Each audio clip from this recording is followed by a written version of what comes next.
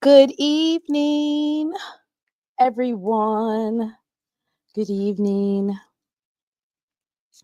Thank you so much for tuning in. It's supposed to be She Loves Ball. I don't know why it says She Loves these SWAC Saturdays. It's still a Saturday, and we're still covering the SWAC, but it's She Loves Ball. But I want to thank everybody for tuning in tonight. We have so much to talk about. A lot of people are already in the chat, already letting it be known. Hail, hail to thee. Congrats to our Jackson State men and women's basketball team for, I would say, minus the turnovers for the women's game and a couple of things for the men's game. They played a pretty good game throughout, especially the men's team. I was really proud of them because sometimes towards the end of some of the games, you can see them giving up the lead.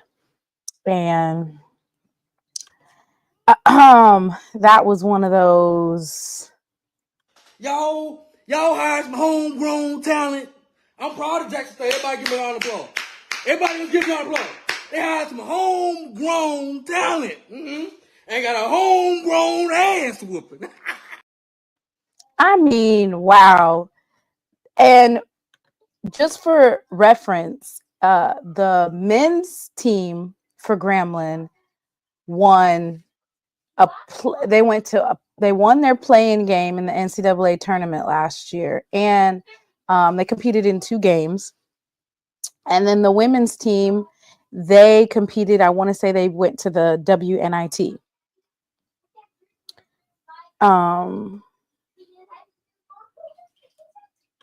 So I'm feeling really good about our Jackson State women and men's team this year. I'm excited. We have some things to talk about. Alcorn women's team upset Southern allegedly. The Honda Battle of the Bands was today.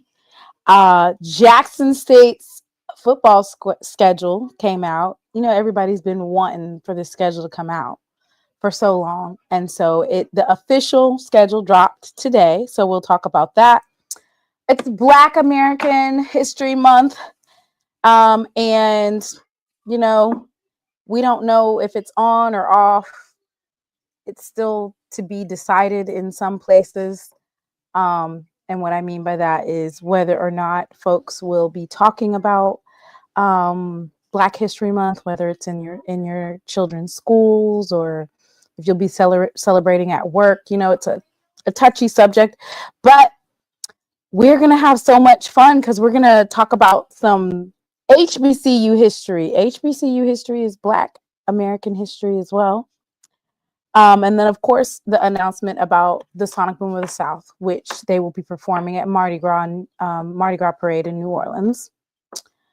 I don't know. Jerome might stop by and talk about the HBCU game at the Charlotte Hornets. That was today, and it looked like it was a big crowd of HBCU alums from all over that showed up and showed out at that game today. My son had his own basketball games today. He had 2 of them. So unfortunately, I wasn't able to make it.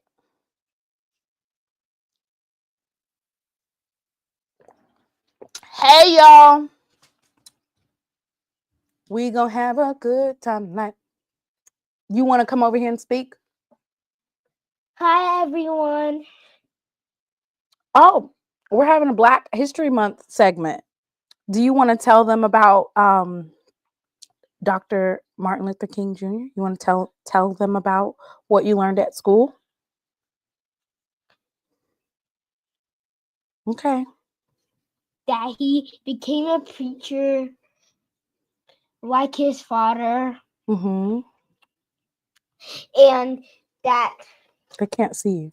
Oh. And that he led the Boy Kappas. Mm-hmm. And also that he had a speech which was called I Have a Dream. Mm-hmm. Who is he married to? Coretta Scott Jr. I mean Coretta Scott King. Coretta Scott King. Okay. What else you want to share about? What did he talk about? What did Martin Luther King talk about? That everybody should be treated the same. It doesn't matter what they look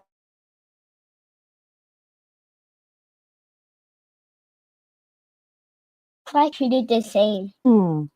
Okay. All right. Is that your Black History Month moment? Do you want to do your other one? You do about Harriet Tubman?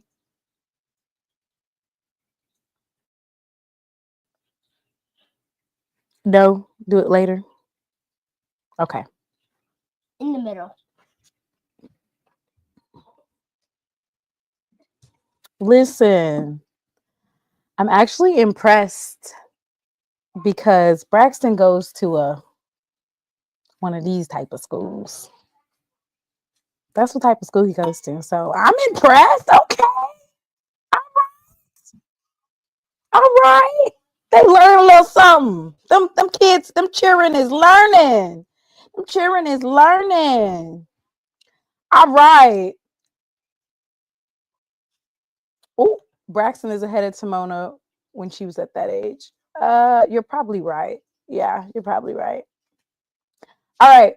So let's get on. I'm excited. All right. You know why I'm so excited? I'm excited because it's just everything is so lovely today. God, our women was cutting up.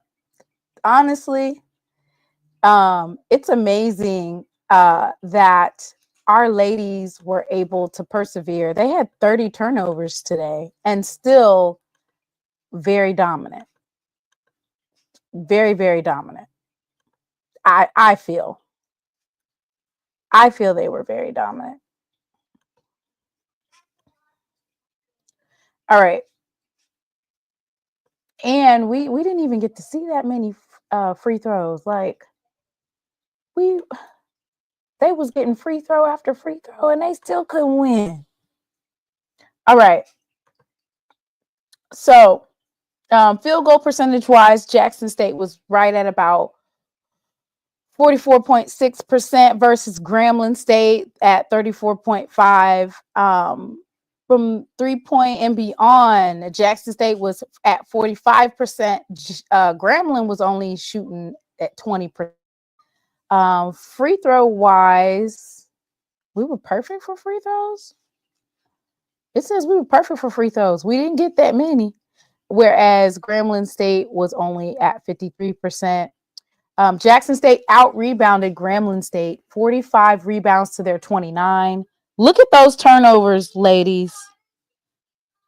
Listen, I really feel like barring the turnovers, it's a glaring 31 turnovers, right? Glaring. This turnover situation is basically the difference between Jackson State by 40, basically. Barring those turnovers, we would be up 30 and 40 points. And against a more formidable team, which I'm not saying that Grambling is not a formidable team. They just might have had an off day. But you can't have those types of turnovers against Texas Southern or Southern. We had 4 steals to Grambling State's 22. I would venture to say some of those steals that Grambling State had were reach-ins and they were fouls, but I'm not a ref. Jackson State is now 9-11, 9 of 11, 7-2 in the SWAC, whereas Grambling's 5-4 in the SWAC. Can we talk about our game leaders? Diaka Beretti, she had 26 points today. She played for roughly 23 minutes. And Talia Dilworth had 16 points. Of course, Julia Cotton had 5 points, but she was defensively. Zoe Cooper as well, with the defensive rebounds. So Diaka Beretti and Talia Dilworth carried the load for the Tigers, accounting for 63% of their points. Jackson State shared the ball well, recording an assist on 72% of made baskets. They never trailed after taking a 17-8 first quarter lead. Once again, it's the Jackson State bench. I'm never going to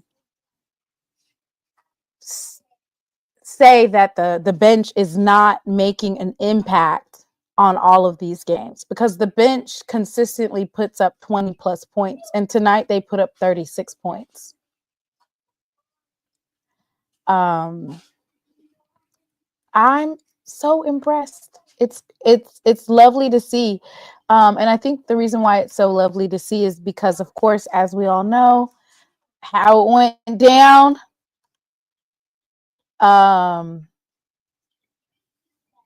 Coach Richards got here in April, hit the ground running, and she hasn't looked back since.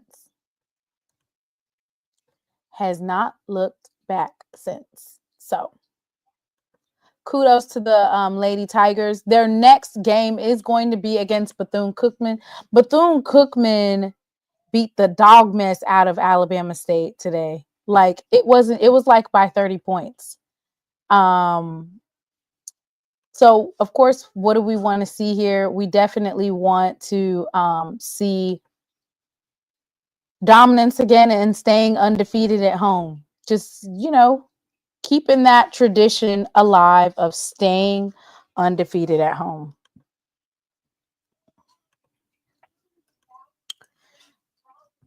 Okay, Talia Dilworth was 2 for 3 for 3-pointers. I want to say Diaka Beretti had 6 3-point. 18 of her 26 points came from threes. That's crazy.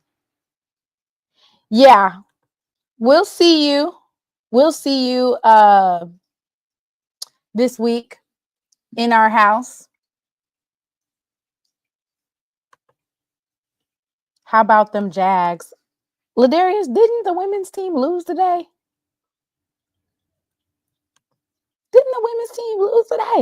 All right. One thing I wanted to point out, which, I don't think it's going to be a reoccurring thing. Maybe it was just because it was a very physical game today, but Massenat ended up fouling out of the game. And she was heavy on the defense, right? Causing disruption, and she fouled out. So I'm sure that they're going to clean up the turnovers and clean up the fouling. It will be okay. Anyway, Ladarius, didn't Sutton lose today? We're talking about today's games. Y'all. Let me pull that up. The women's game. It might put a little shift in there. I don't know. What y'all think? Is that going to shift things up a little bit? Or is Sutton still dominating in the lead? Wouldn't that put Texas Southern in the lead?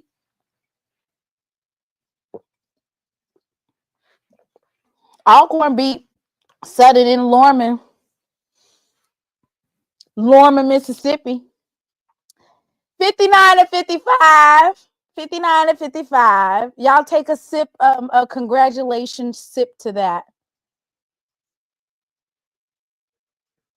Alabama A&M beat FAMU. Jackson State 67-56 versus Grambling. Sheesh. Texas Southern tore Prairie View a new one, 82-69. No Diddy. Bethune-Cookman beat Alabama State 71-40.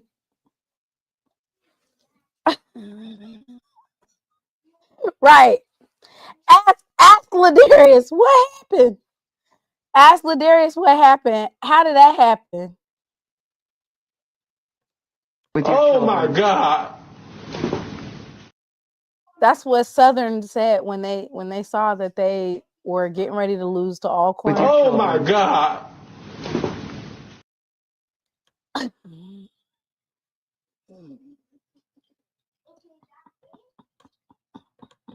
I got something to say.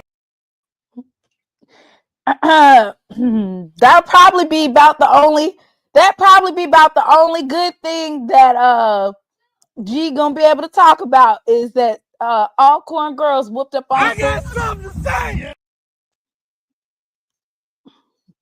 Other than that, now let me stop. Let me not put too much dip on my chip because we still gotta see them at home.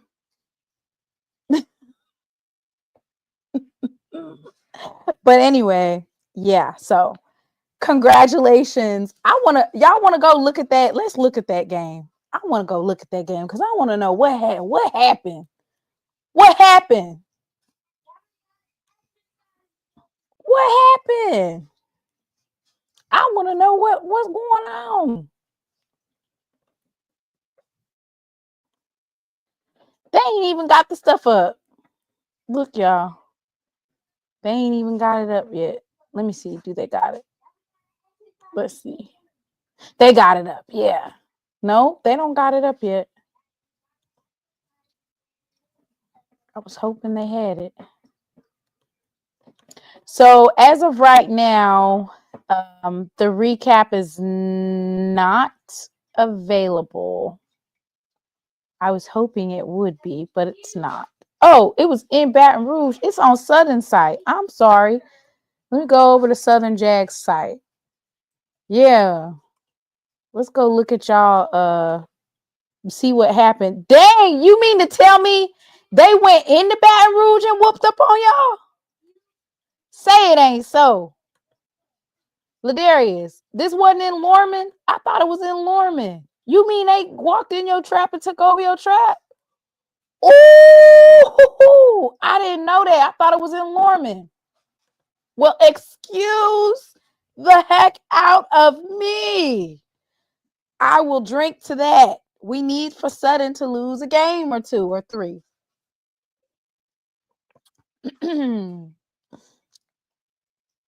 Y'all let Alcorn come to your house and skull drug you like that?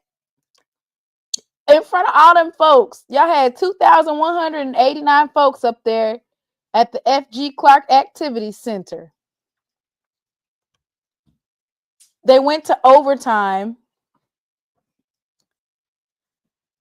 So basically, it was tied at the end of regulation. They went to overtime. Alcorn scored. Whoa. What you doing? What you doing? Ask. Here. Before you pull something out. Here. Thank you, Mommy. You're welcome. All right. Let me see what happened. What happened?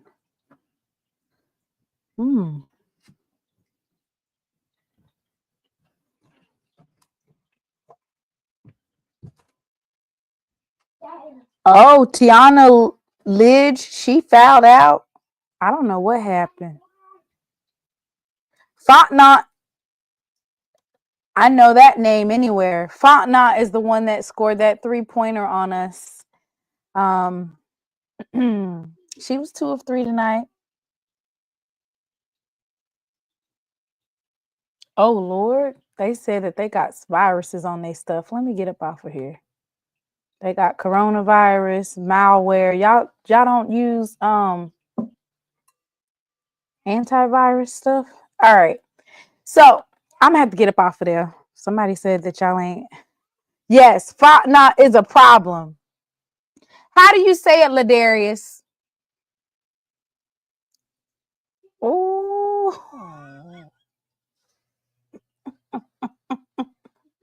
Y'all are cutting up. And I love it. Some of those nasty JSU fans, but I love it. So let me go ahead and show y'all. Nephew, where is the Commissioner Cup standings? Because right now it's somebody that's in first place right now. It's looking pretty good. It's looking pretty good. I like the way that it's looking. I like the way that it's looking.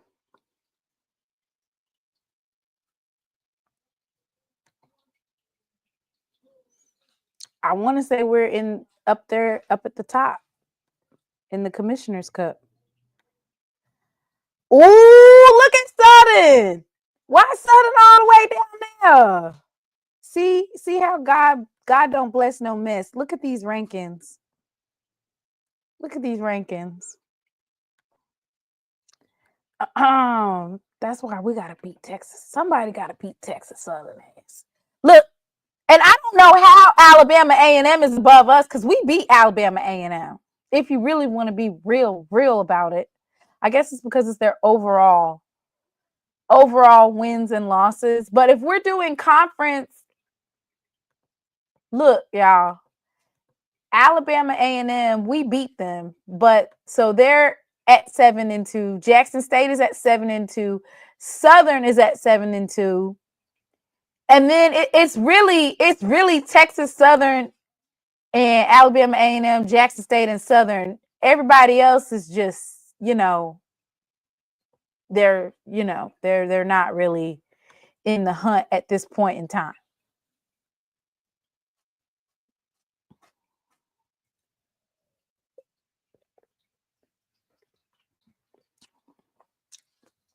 We don't hate Southern. We don't hate Southern. We just know that in terms of basketball on both the men and women's side, it's fun to know. Fun to know.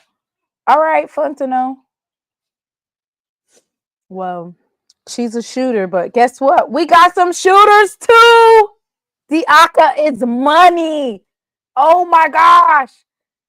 6. Shooting 6. Don't leave her open. She's a shooter. All right. Now, I don't know, Miss Shanetta. We don't hate Southern on this show, but some of them old heads, they do not like Southern in real life. Ooh. All right. So, yeah, Texas Southern, Alabama A&M, Jackson State, and Southern. That is it right there.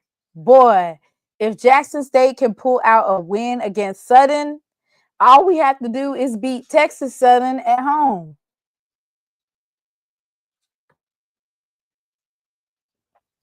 First of all, Leonard, that's not true. I was getting blocked by certain people, but that's another story for another day. Mr. Ford does not hate Southern. He just wants them to do better. He just wants them to get a new offensive coordinator. And he thinks the AD should have done something different. I guess Israel saying he's an old head that does not care for Southern. TSU's going undefeated. And what? Man, bye. All right. Let's move on to the men's side. Here, let me go ahead while I'm pulling it up. I'm getting ready to show you. Hello. Welcome back to Lessons with Kobe. Today, we will be learning the term belt to ass in sign language. First, we're going to break it down. Stay with me.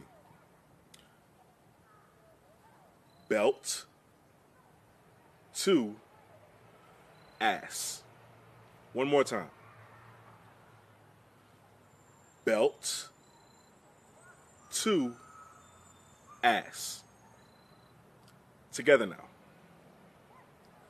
belt to ass. And that concludes my lesson. See you next season.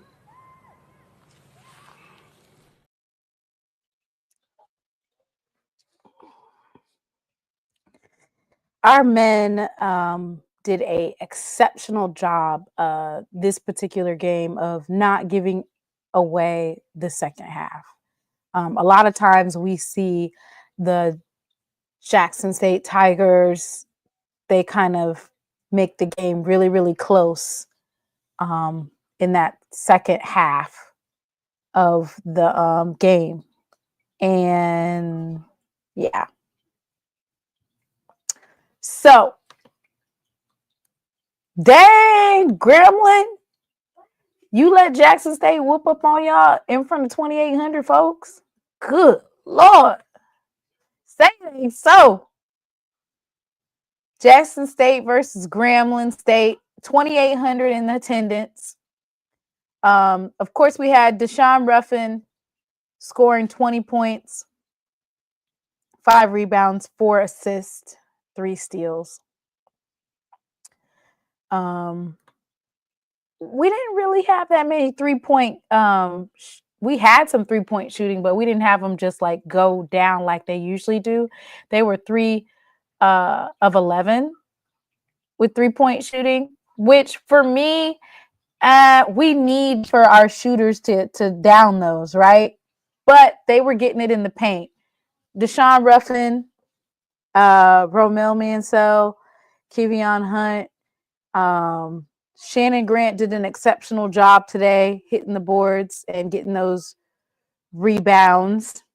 Romel Mansell got 8 rebounds. It was a solid game. Solid game.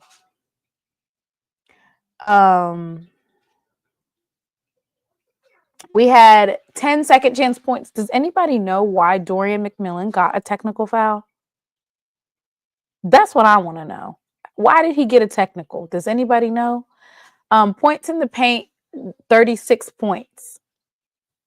They did get 11 points off of turnovers and 10 second chance points. Bench points, we had roughly 9 points off the bench. Of course, you always want to have more, and you want for your bench to have a large impact. But if you can see in this game that our starters played the majority of the game. They said he flopped. Oh, so now they're calling. So now they're calling Tex for flopping. Now they're calling Tex for flopping. Where was that at?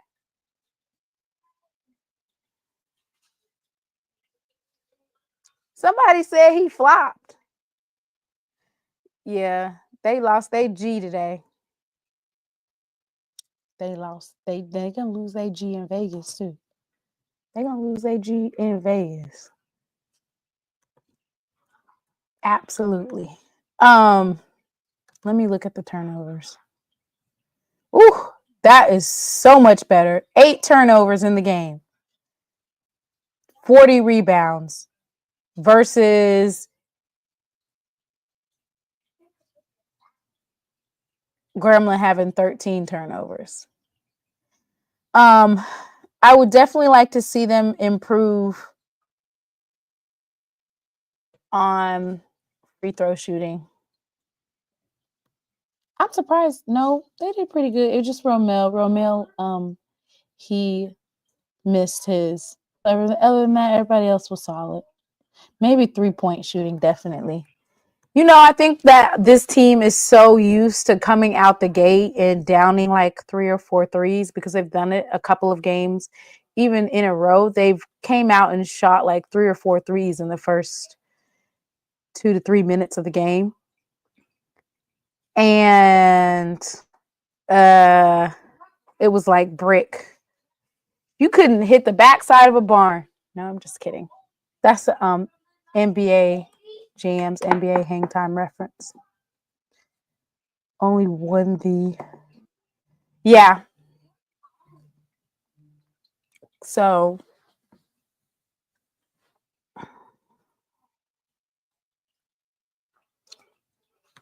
Yes, they did say that the Tigers were out supporting. They did come out there tonight. So that was good to hear.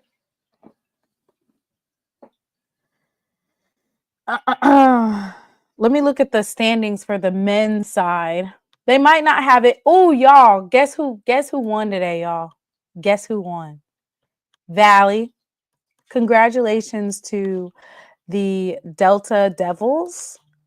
They won in men's basketball in UAPB. So now we don't have to hear folks talking mess about Valley needs to go to D2 because they beat UAPB. I'm gonna pull it up, y'all. They sure did. Upset alert, upset alert. Is it? I don't think it's an upset alert though. UAPB and Valley are kind of like neck and neck in terms of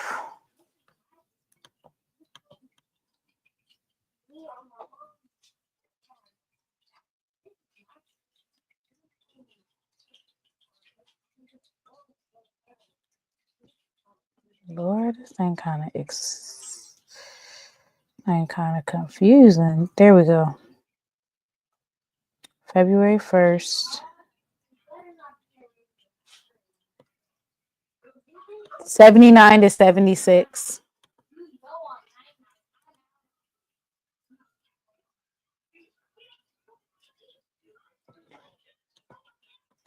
I will just be like, how you gonna fix it?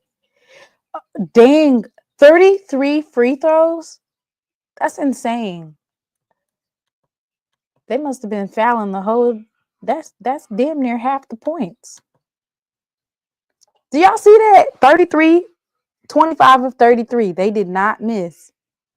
Oh, okay, I need to drop the link. Mr. Ford's here. I cannot believe UAPB lost. Oh, he said drop the link. Mr. Ford is about to fire someone tonight. What? Why?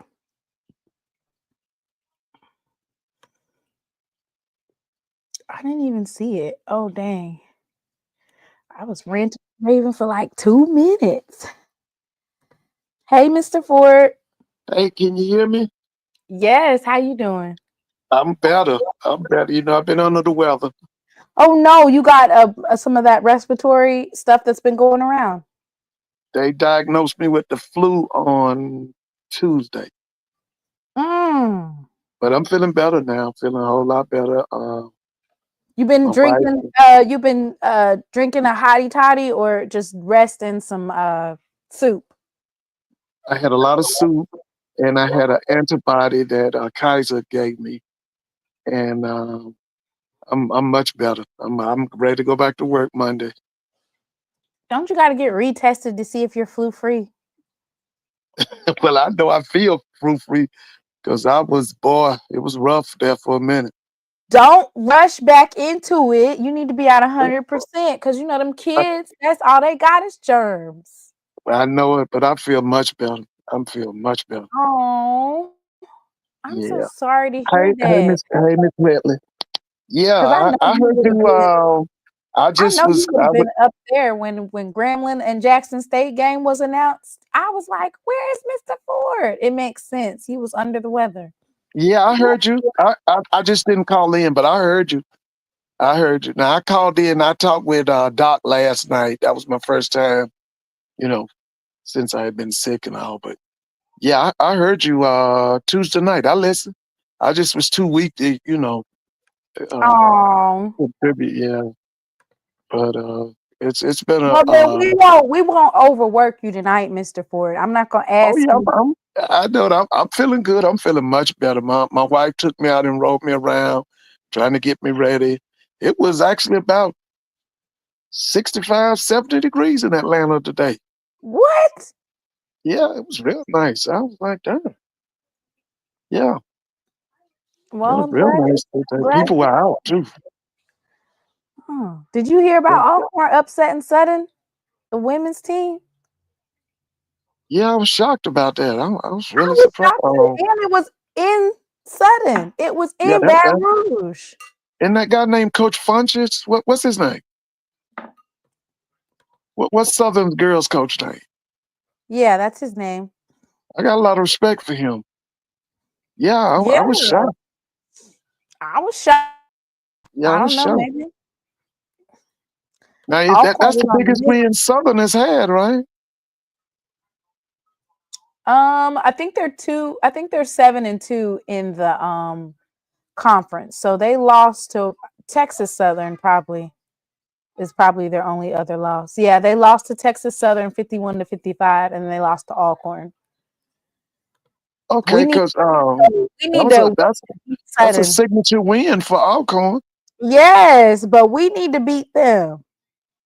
We need to beat them, and we need to beat Texas Southern, and then we'll be, I think, at the top of the SWAC because we done beat everybody else. Hey, Alabama, A&M. Texas Southern's teams were on TV today. I watched them, You talking about Texas Southern versus Prairie View? men and women. They were on TV today. Mm-hmm. Mm-hmm. We saw it on HBCU Go because I was wondering. I always try to check to see who are they showing, and I watched them. I watched some of the girls, and then I watched some of the boys too. Well, so the Jackson State versus Grambling was on the SWAC Digital Network. I watched some of the boys. I didn't see the girls game. It was belt to ass. It was kind of much of the same belt to ass, Mr. Ford. Okay, so how bad did y'all beat our girl? It was a sweep. What happened, Mr. Ford? What happened to Grambling in basketball? Because Now, they I'm were gonna tell like, you, the boys, we need experience. I know some people say they like to go get high school kids. That's not what Grambling needs right now. For the I didn't see the girls, but for the boys, we need some players that's already been, playing big time basketball to come in. And the main thing I know we need combo guards. We need guards who can play point and can play two. And if they're really good, they can play, the three. That's what I saw today. Um, and you were they asking were about just, somebody with all them turnovers. That mean that's bad guard play. When you you said 31 turnovers. Then that when you that was our Jackson State women's team.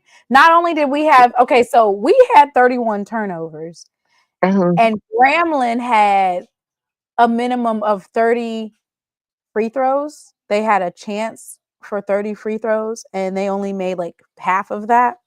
So it was a combination of things as to why we won. And I think what we're dealing with now is our team, the women's team is yeah. made up of guards mostly, right? We don't have the bigs that we used to have in our previous teams that we had. So it's a lot of guard play, fast guard play, and we're just having way too many turnovers. 31, and then I want to say like 20, like it's a actual big problem for us is the turnovers. Yeah, you can't win tournaments when it comes time for tournament play with them kind of turnovers like that. You can't win them tournaments like that. Right. You actually when you're in them tournaments, you kind of want to keep it down to single figures, not double figures.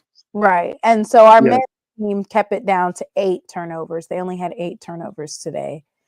And listen, by the way, let me ask you, what has happened to Miss Jackson's program over there at Alabama State? One time her program was probably one of the best in the SWAC.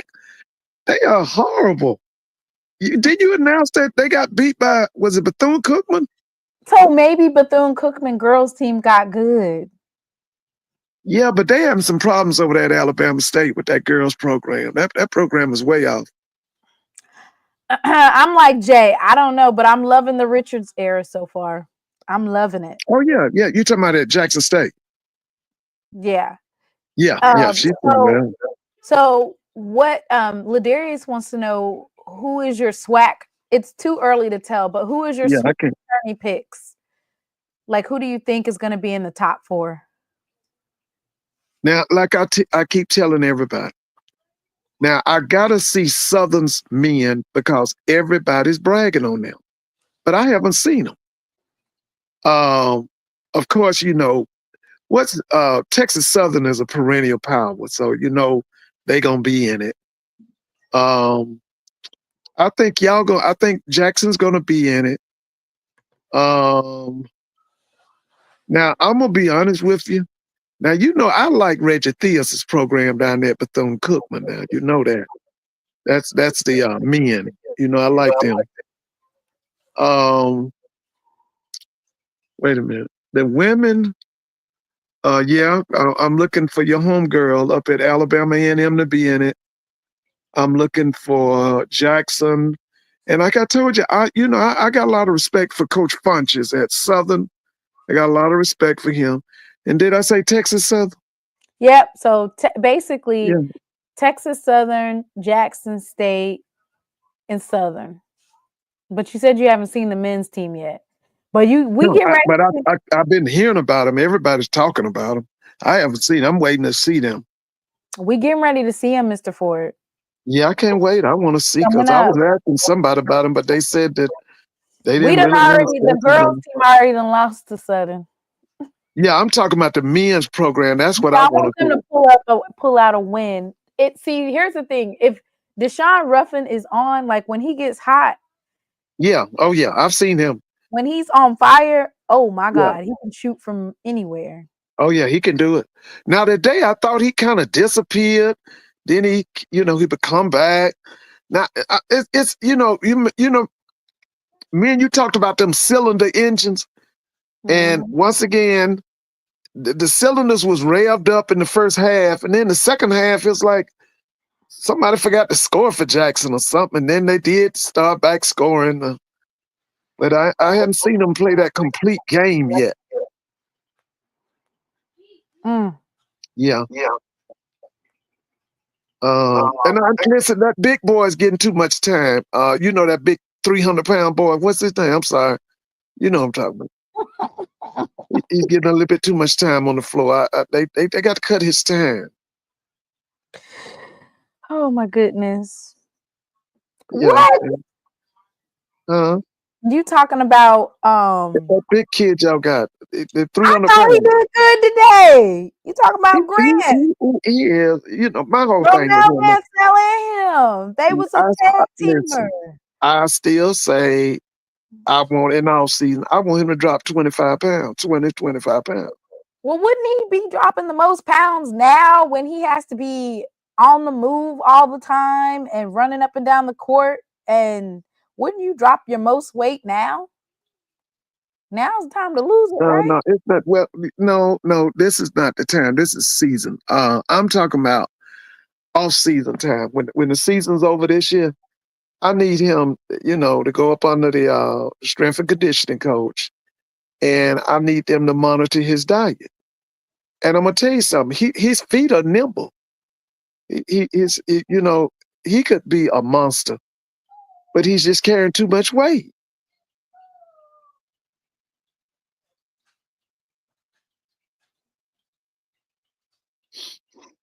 He's carrying too much weight.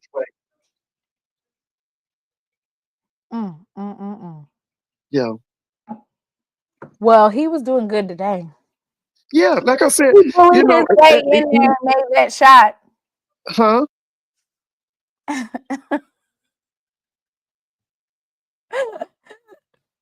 Dr. Carey said he came to the sip and just got a hold of some of that soul food. But he eating too much. Somebody said, he already lost 30 pounds this year. He lost 30 pounds? Damn. Talk about Harriet Tubman. Braxton's back. He wants to talk about Harriet Tubman, Mr. Ford. The black moment. Oh yeah. He wants to talk about what he learned in school. Okay. Say hi to Mr. Ford. Hi, Mr. Ford. Hey, Brax. How you doing? Good. Oh, yeah. Tell me about Harriet Tubman now. Harriet Tubman was a brave woman. Yeah, she was. Courage. She believed in God, and Yep. she risked her life to save Yep. slaves. And she And was she, a slave. and she also risked her marriage. She actually lost her husband being a liberator. He got with somebody else. Mm. Yeah. And the one they don't tell people about, when John Brown decided to raid Harper's Ferry, 2 black people he told. He told Frederick Douglass. Frederick told him, no, don't do it. Harriet Tubman said, I'll join you. And the only reason that Harriet couldn't go, she came down with a migraine headache, which put her in the bed. She was incapacitated. That's the only reason she didn't go. Yeah. She had a God-given ability to read the skies. She was, she could tell the directions by the skies. She was a brilliant woman. The other thing is, I think it was 5, 6, 7 years ago, she was supposed to be on the $20 bill. And remember, President Trump blocked it, I think. I think he was the one that blocked it. Yeah. Yeah, she was supposed to. Somebody, y'all look that up. Look it up. I think it was Trump that blocked it. Yeah, she was supposed to be on a $20 bill. Somebody look it up and see, can they see that? Fact check me on that. Okay. You want to say anything else about Harriet Tubman?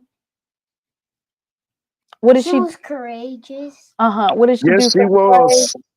She saved them, and the way to not get caught is by going down to the Underground Railroad. That's right. That's right. That's right. She had the biggest bounty on her head during the antebellum period. That bounty would be in today's money into the millions. And you know somebody's gonna snitch for that. Hell, they snitched for a couple $100. They was looking for her, baby. They was looking for Harriet Tubman. They called her Black Moses. I think was it Black Moses they called her? Yeah. Yeah, she was something else. So we thought that they were going to basically cancel Black History Month, but actually President Trump did come out with a proclamation on National Black History Month. He changed a couple of things around. I don't know. He said, "Today, I'm very honored to recognize February 2025 as National Black History Month. Every year, National Black History Month is an occasion to celebrate the contributions of so many Black American patriots who have indelibly shaped our nation's history." I don't know who wrote this because they didn't capitalize Black Americans. It's like some typos in here. But the funniest thing that's on here is they named Tiger Woods. Look, this is who they named. American heroes such as Frederick Douglass, Harriet Tubman, Thomas Sowell. Is it Sowell or Sewell? Don't matter. He's awful. Yeah, Sowell. I was going to say, Justice Clarence Thomas. Are we kidding here? So that's what I'm saying. You see the pattern right here. These are folks that hate who they are and what God made them. That's the folks names you done called out. Yo, he said, we'll never forget the achievements of American greats like Tiger Woods. Tiger Woods doesn't claim that he's Black. He said that he's Calabinasian. That's what I'm saying. I've told you about him. And Lord have mercy. I always remember about President Trump. During his first term, they had to remind him that Frederick Douglass was dead. He was talking about Frederick Douglass as if he was still living. So you got to remember that now. Well, see, here's the thing. I don't want to get into politics because there's just a lot going on, Mr. Ford. Like that Civil War movie that you had me watch this summer, and you said everybody needs to watch it. Yeah. That's where I'm thinking that we're headed. But I feel like for some reason they are trying to push a separation between immigrants and Black Americans. It's having the opposite effect. What you're getting ready to see is the unification of so-called Blacks, so-called Hispanics, and so-called Native Americans. Now, what I'm being told in California right now is Hispanics and Black people are coming closer together. They're unifying, Who and told I you think that? I got some people I know some people in California, but I think you're going to see that. You're going to see Blacks and Hispanics work closer together, and see they know that is a combination they can't deal with. They know that. They know that. Mr. Ford, as a Uh, Black American, I'm gonna call Cap. you go, Not even Cap, Cap, you go call Cap. Cap. They listen. Uh, We was over there crying out. Where were they at? Nowhere to be found. Like, I'm sorry. I listen, don't let me want to tell you what see you need to anybody do. deported. I don't want to see anybody deported. But I know, but listen, I'm not marching for nobody to end up on the FBI list and end up getting deported right along with them. no, but let me tell you something. The First of all, it's a history that has not been taught. One of the people I want you to always put into your computer and teach Brax about. His name was Ivan von Sertima. He worked at Hang on, Ivan. What? Ivan von Sertima, and Sertima.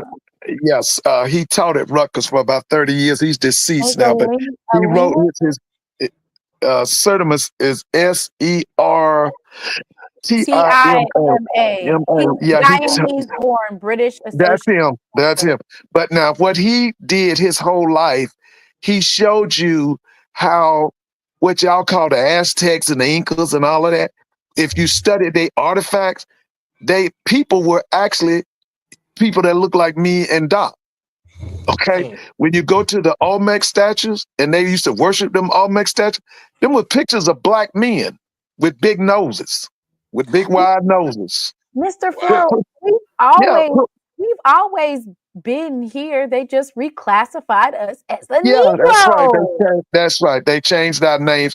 Now, Van Sertima used to write about people like Cortez and Balboa. And one of the things Balboa said was that the same people he had seen in Africa, he saw in the Americas, especially in Mexico. He saw cities that were all Black. And today we call them same folk Mayans. We call them Incas. We call them Aztec. But it was the same people he had seen in Africa. And then he talked about them Olmec statues. He talked about how some of the plants that was in Africa had been brought from Africa over to the America. But if you ever get a chance, right, that guy right there, that's one man white folks want y'all to know about. His name was Ivan von Sertima, and his most important book was called "They Came Before Columbus," and he showed you how the Africans and the people of the Americas, Central and South America, and in North America, they were mixing 2,000 years before Columbus was born.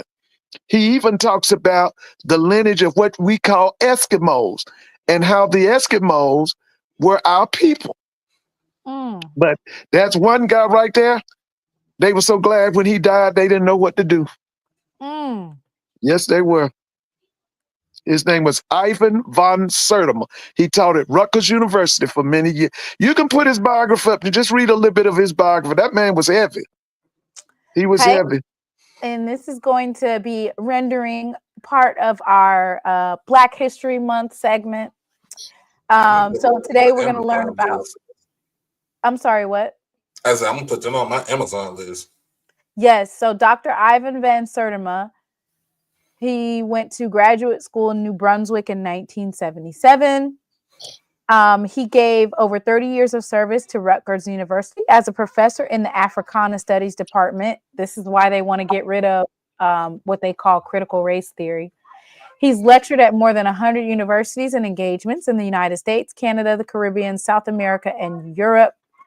As a linguist, he compiled the Swahili Dictionary of Legal Terms based on his fieldwork in Tanzania, East Africa. In 1968, he wrote Caribbean Writers, Critical Essays, a collection of critiques on Caribbean novel. He also authored several major literary reviews published in Denmark, India, Britain, and the United States.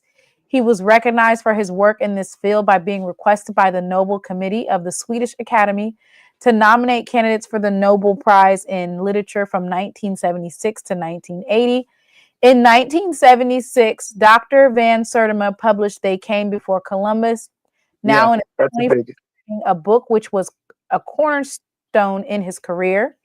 In 1981, the book won the Clarence L. Holt Prize, an honor awarded every 2 years for a work of excellence in literature and the humanities relating to the cultural heritage of Africa and the African diaspora. On July 7th, 1987, he appeared before a congressional committee to challenge the Columbus myth and defended his thesis in an address to the Smithsonian Institute in 1991. Dr. Van Sertima founded the Journal of African Civilizations in 1979, through which he has published numerous anthologies that celebrate the contributions of African people to the civilizations of the world. Of a new multicultural curriculum in the United States. Now that is what they're trying to get rid of, right? And publications include Blacks in Science, Nile Valley Civilizations, African Presence in Early America, Black Women in Antiquity, Egypt Revisited, Egypt, Child of Africa, African Presence in Early Europe, Golden Age of War, African Presence in the Art of the Americas, Great Black Leaders, Great African Thinkers, and African Presence in Early Asia. The Chinese done already told you. They got pictures of the first Chinese were Black people.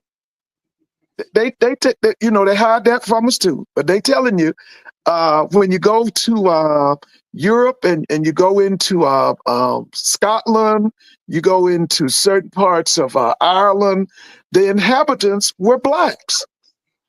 They just keep all that stuff away from you. Now, what the Greeks did to us that throw us off is that they changed everybody's name. Okay, that's what they did to us.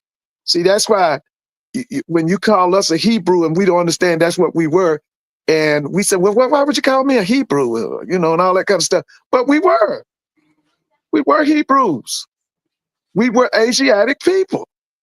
But a lot of people get upset about it because the Greeks said they said we were Negroes, and they changed the name on everything. But here's the thing.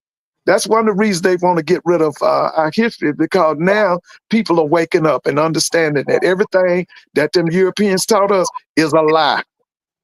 Everything they taught us is a lie.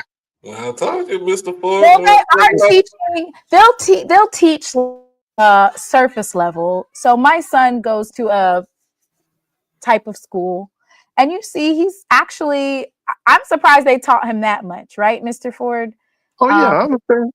I was very impressed that they taught him that, and that they are, as of right now, they taught him Harriet Tubman. So basically, as of right now, they'll still be talking a little bit or acknowledging Black History Month. So for him to come home and say, Mommy, I learned this, and him being able to say that, and then he didn't do it on the live, but he basically was talking about people getting judged by the color of their skin and stuff like that. So they are teaching it. He's 7. So they're teaching surface level. They're never going to get this deep, right? Yeah. Never going to get that deep. Well, like I tell everybody, the greatest history book of all is the 1611 King James Version of the Bible. That's the greatest history book of all. And as long as you read that book there with clarity and all of that, listen, baby, it's some stuff in there because I'm gonna tell y'all, and a lot of people might disagree with me. MAGA is eventually gonna start burning Bibles, and they're gonna try their best to outlaw the Bible. Wait a minute. Yeah, it's gonna happen. They're gonna go after the Bible. Why would they want to? I'm just mind-boggling. Like, why would you burn the same book? Because the Bible condemns them, and then the Bible tells you who we are. It tells you who we are, where our place is. It tells you why we had slavery, It tells you, it answers all your questions. But it's just that what they do, what the Europeans have always done, they'll tell you, okay, don't read the Old Testament. Don't read the Old Testament. Okay, just read the New Testament. Then they want to pick out what part they want you to read. Slave, obey your master. But what they don't understand, what they don't tell you is that was talking about the Hebrew people who enslaved other Hebrews. It wasn't talking about other folks enslaving us. Okay, and so as people are beginning to wake up, like I know you've been, I can tell you, both of y'all been in the church. You know about the dry bones, right? You remember the dry bone? Because that's what we are, them dry bones. Well, the dry bones are waking up now. And that's what they're, dry bones. that's right. The dry bones in the valley, baby. That's us. The dry bones is waking up now. They're waking up, and that's why they are so afraid. Okay, because they know who it. See, the biggest problem is we don't know who we are, but they know who we are. Okay, they know who we are. They know. Yeah. But anyway, long as you keep him, like I always tell all my parents, the ones that get me to the side and say, Mr. Ford, what should I start him on in the Bible? I always tell them to put him on Proverbs and Songs first, because that's going to teach him how to live. Put him on Proverbs and put him on Songs. Yes, he learns a weekly Bible verse at school. That's right. Put him on Proverbs. Put him on Proverbs. You have a question from the chat. Okay, what they want? Hey, y'all. Mr. Ford, do you remember Frank J. Tollin Sr., history professor from Tuskegee University? Okay, give me that name again. Frank Tollin Sr. Frank J. Tollin. Let me see. I got to do my research. Now, I try to, now, I'm connected to Tuskegee. My sister's a graduate of Tuskegee. My mother had the utmost respect for Tuskegee. So let me do my research. And I'll find out, because it's 1 million Tuskegee graduates in Atlanta now. I work with a number of them. So I'll find out. Could they tell, what years was he? He was an educator and a civil rights activist. Frank Jefferson Tollin Sr. What did she say? Listen, let me tell you this, but I'm going to tell you what I do know about Tuskegee. Tuskegee is the place where Black people came up with the saying, hell no, we won't go. And they were talking about they were not going to fight in the Vietnam War. That started on the campus of Tuskegee. Yeah, that whole thing of hell no. Now, eventually, the white kids adopted it. The anti-war crowd under Johnson and Nixon adopted that. But that came off the campus of Tuskegee. Hell no, we won't go. And they were saying they were not going to fight. You deny us the same things that's going on today, but you're going to send us off to fight the Vietnamese. I'm surprised that you don't see no LGBTQ folks out here, LGBTQ plus out here demonstrating or having protests. They're just quiet. Well, I've never seen such. Well, listen, let me tell you this. The lady was on Joy Reid's show this week. I've done watched her all since I've been, sickly. But anyway, they said that what the Trump administration wanted to do, they wanted to shock America with mess every day. Throwing this at them, throwing this at them, throwing this at them. And they want to confuse them. They want to burn them out, and all of that. That's why, because all this stuff is coming from the Heritage Foundation. Because like I told y'all before, Trump is a parrot. They did a psychological on him, and they said he has a 6th grade mentality. So it ain't coming from him. What he did when he was campaigning, he sold his campaign to Elon Musk, Jeff Bezos. What's the boy name over Facebook? Mark Zuckerberg. And the white boy that owns Oracle. He sold his campaign to them. Basically, he's the puppet. They are the puppet master. This is coming from what they call the oligarchs. Okay? And so that's what you got to realize. But let me just tell you this. And I'm not trying to be pissed. Mr. Ford teaches history. I know, but let me tell you this. I'm not trying to be pessimistic, but in about a month or a 2 months, you are going to see, especially among what we call white people in America, you are going to see armed resistance against the government. It's going to happen. And I know a lot of people don't want White it. people is it going to be though? Is The it going to people be who the vote, same ones that voted for him? listen, that's right. The ones that voted Oh, for him. okay. Because So he's basically, as long as he's it's the telling ones them, that white voted folks. for him. listen, he's telling them every day that he lied to them. He's telling them every day. One day he got up there and told them, I can't nothing. You know, during the election, he said as soon as he was elected, inflation was going to decrease. Now he telling them, I ain't got nothing to do with it. Ain't nothing I can do about inflation.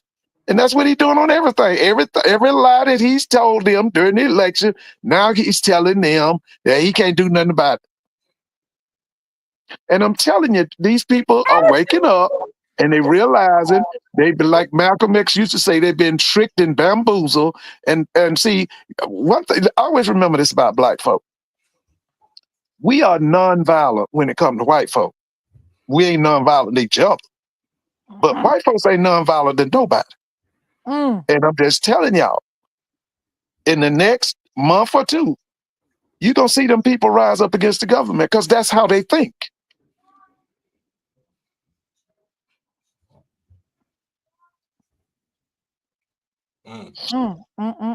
So poor white folks gonna crash out. It ain't be just poor white folks. It's gonna be white folk, period. Because see, Trump's whole thing here, Trump has sold the government to them oligarchs. Them oligarchs don't give a damn about no white folk, whether they be middle class, upper middle class, working class, poor. What they don't care nothing about that. They care about it. Trump is a puppet for the Wall Street crew. That's who he's a puppet for. So he gonna try. So they gonna pay him. Oh, he sold the election. He sold the government out. Yeah. So Listen, get out of listen.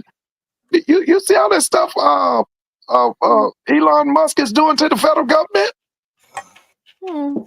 I'm part of the 92% that voted for Vice President Kamala Harris. I'm resting. I said, let me go ahead and take my son to his basketball game. There's planes falling out the sky. Elon is accessing Social Security numbers. I said I would be prepared for World War III when it came, but I'm not. I'm not ready, and I'm just. We're gonna live each day like just we can't. Oh yeah, no doubt about it. No doubt about it, because it's coming. It's definitely coming. And you know, Mr. Mona, you've heard me over and over talk about the thorn in the side that BRICS is to this country, and it gets worse every day. They got 30 nations right now trying to get into BRICS. You remember me talking about BRICS? Yeah, they got 30 nations trying to get into BRICS. BRICS is now the most powerful economic bloc in the world. They're the strongest military bloc. They got 85% of the world's oil. They got the strongest currency.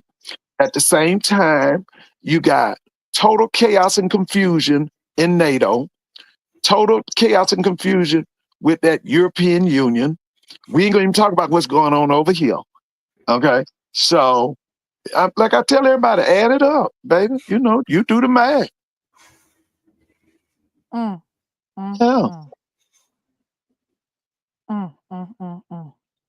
Well, like I said, we're just it's just business as usual.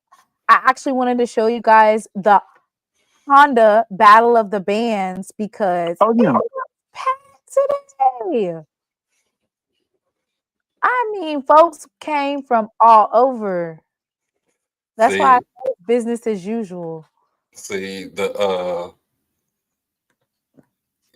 at SoFi. So they don't really get nothing like that in Southern California, in this California period.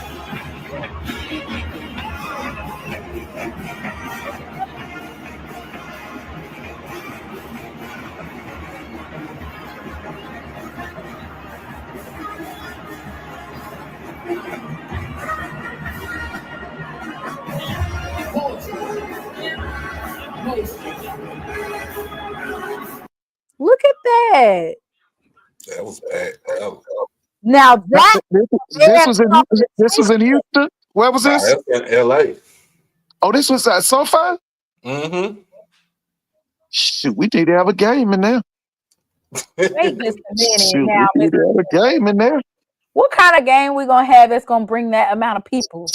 Jackson. Let's see what Jackson versus I'll tell you what, Jackson versus Norfolk State. You're gonna have to win something first before you play us. In the words of Max. Because let me tell you, I was Mr. Mona, you've ever seen that Behold the Green and the Gold? You know, I saw him you remember I went to that game? You remember, fam, you played Norfolk here at Georgia State? Me at SWAC Challenge last season. Yeah, I was impressed with that that they the Spartans, Norfolk State marching band. They Behold the Green and the Gold. I was impressed with them. Okay. Yeah. Have you ever seen them before? No. I think you'll like it. They got a funny way they march. They got it's not really a SWAC style, but they got this, the way they march. It's different. It's different. So, Mr. Ford, when you were sick, somebody asked a question. Somebody in the chat asked, did Howard come there? But did Howard come to my house? How many pieces did they bring? How many pieces did they bring? Wait a minute. They talk about wait a minute. They talk about at the Celebration Bowl? No. At the Orange Blossom Classic, they said, how many pieces are they gonna bring? You told me I thought you told me they added. It's gonna be the marching 50 versus the marching 100. I said, Lord, please. But you told me they had added pieces, didn't you? Who told you that? I didn't tell you that. You told me that during the season that I'm sorry. I thought you said that because I told you they had about 30 or 40 pieces at this Celebration Bowl. And you said, no, I do think they added some more pieces. Yeah, that's what I said. As long as they add some more pieces, if on this level, SWAC MEAC, you should have at least 125 pieces. Oh. Yeah, you should have 100, and that's not including the girls, the drum majors. I'm talking about instruments. You should have 125 pieces. There he is, right there, Andre messy ass. Andre said it's gonna be the marching. He said it's gonna be the marching 50 versus the marching 100. But listen. At the Trump inaugural, I did see Mississippi Valley's band. They had over 250. Then what did they have? Close to 300. 300, man. Listen now, come on now. If Mississippi Valley can have 250 to 300, now so can Howard University. Come on now. Remember now, Howard University has a endowment of $900 million. That is the richest black school in America. To friend and foe alike within the sound of my voice, give ear to what I say here. Behold, the Spartan Legion as they pass in review, they sound the call to battle. The challenge is accepted by few. I noticed it's not somebody talking about some behold and they got a Hampton Oh yeah, let's talk about that. They got a Hampton logo for their picture. Talking about some behold. Behold the green and gold. Hampton and Norfolk are rivals, so big rivals. They big rivals. So I feel like I feel like maybe Norfolk would be a great game to be against Jackson State, but I'm thinking like, you got to go win something first. But it'll be a big game because of the fact that if you got the reigning HBCU national champs versus Norfolk State that's coached by Michael Vick. Michael Vick, you're baby. going to get people in the stand right there. A lot of people in the stand. Some like even with Delaware State, because guess what? That's saying you gotta win something first. You can't just be over there wasting our grass. Behold, Hampton's ass whooping in Jackson. Man, I hope I can make that game. That's gonna be nice. Man, that's gonna be a nice game. I wish I could. Boy, let's go ahead and pull up that. Let that beautiful bean footage. Oh, there she is. Behold, the green and gold. What's up, Mel?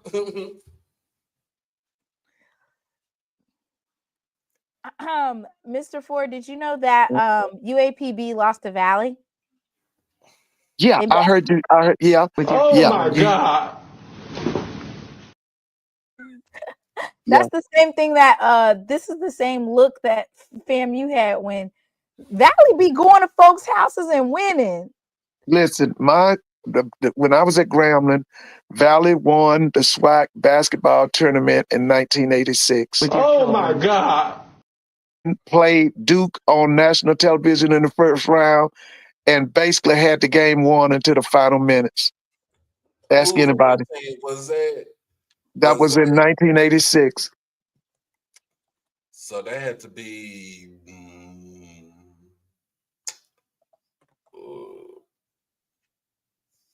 It sounded like a Dawkins.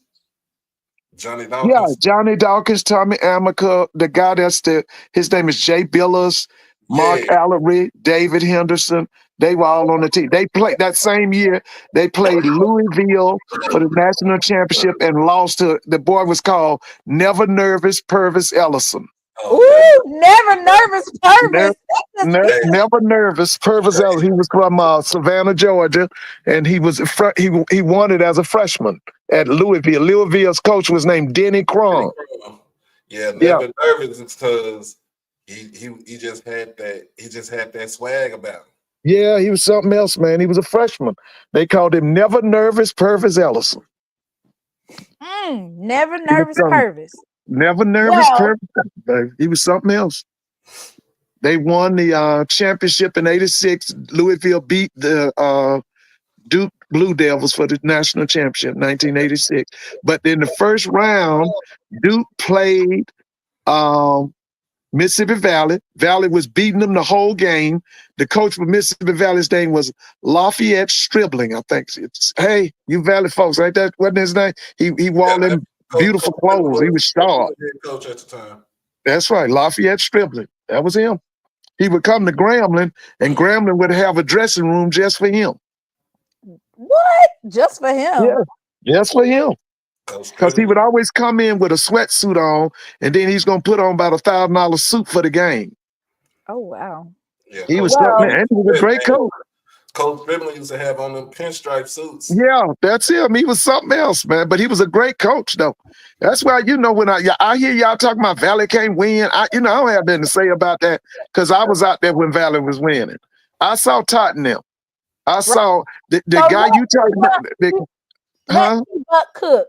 Let T-Buck cook this year and see what he can do. Yeah, that's what I'm saying. But I feel like Valley can win. I really do. And all that mess about they need to go to Division II. I don't listen to that. Right. So without further ado, I will be playing this on mute, but the Jackson State football team has released the schedule. The official schedule is out. It's out. It's out. Oh, you know what? I could play the music, the band music. Let me see. There we go.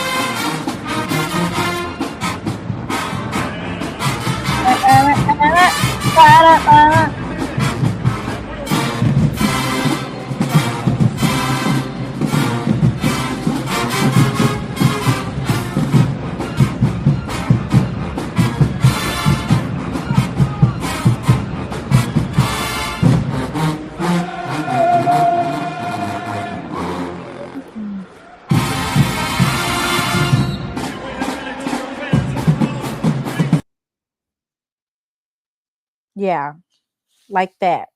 That's a big time schedule. Like that. Oh Like yeah, man. when we talk about ADs and we talk about scheduling and we talk about those bye weeks and we talk about, some folks that are not very happy with their schedule this season, Yeah, some folks got 12 games on their schedule. We was trying to get a 12 game, but we didn't get it. But because of the travel, allegedly, we were trying to get a 12 allegedly. Wait, hang on. Put some allegeds in the chat first. Because I didn't allegedly.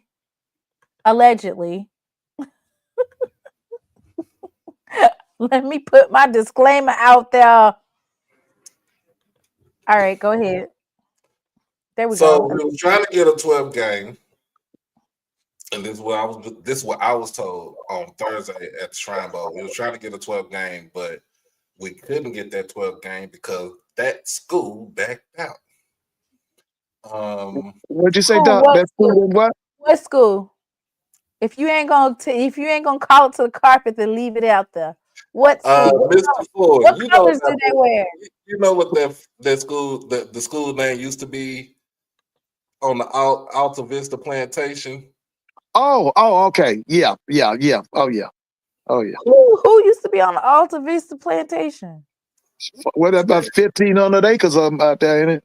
Yep, Prairie View. Yeah, man. Prairie View wouldn't schedule us? Because they had already got their schedule sent out. And so they was trying to we was trying to do this word, we were trying to make it as a non-conference game, right? Prairie View like, nah, they didn't want that. Yeah, he ain't ready allegedly, yet. Y'all. Allegedly, they was trying to get care of you. He know he ain't ready yet. He know that. That man ain't crazy. What happened, Mr. Ford? He know he's not ready yet. He know.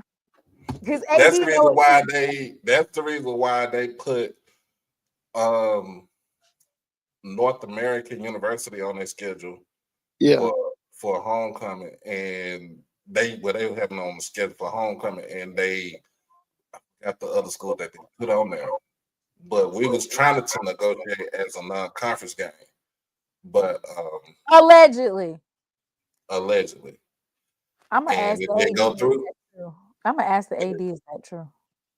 And it didn't go through. So because now remember, so we have not played Prairie View as a conference game in this is 2025. Yeah. Since 2019. Yes, Sid. Is that true, Sid? Sid Brass is up in the chat. What are you ducking the smoke for? Since 2019.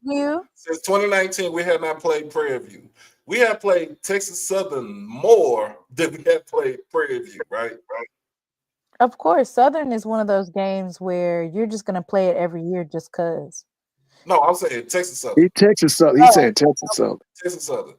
So what we did now is that the two games we played last season between Grambling and Southern are now conference games. Get up here, so those games count. Yeah, so we played Texas Southern 4 years in a row.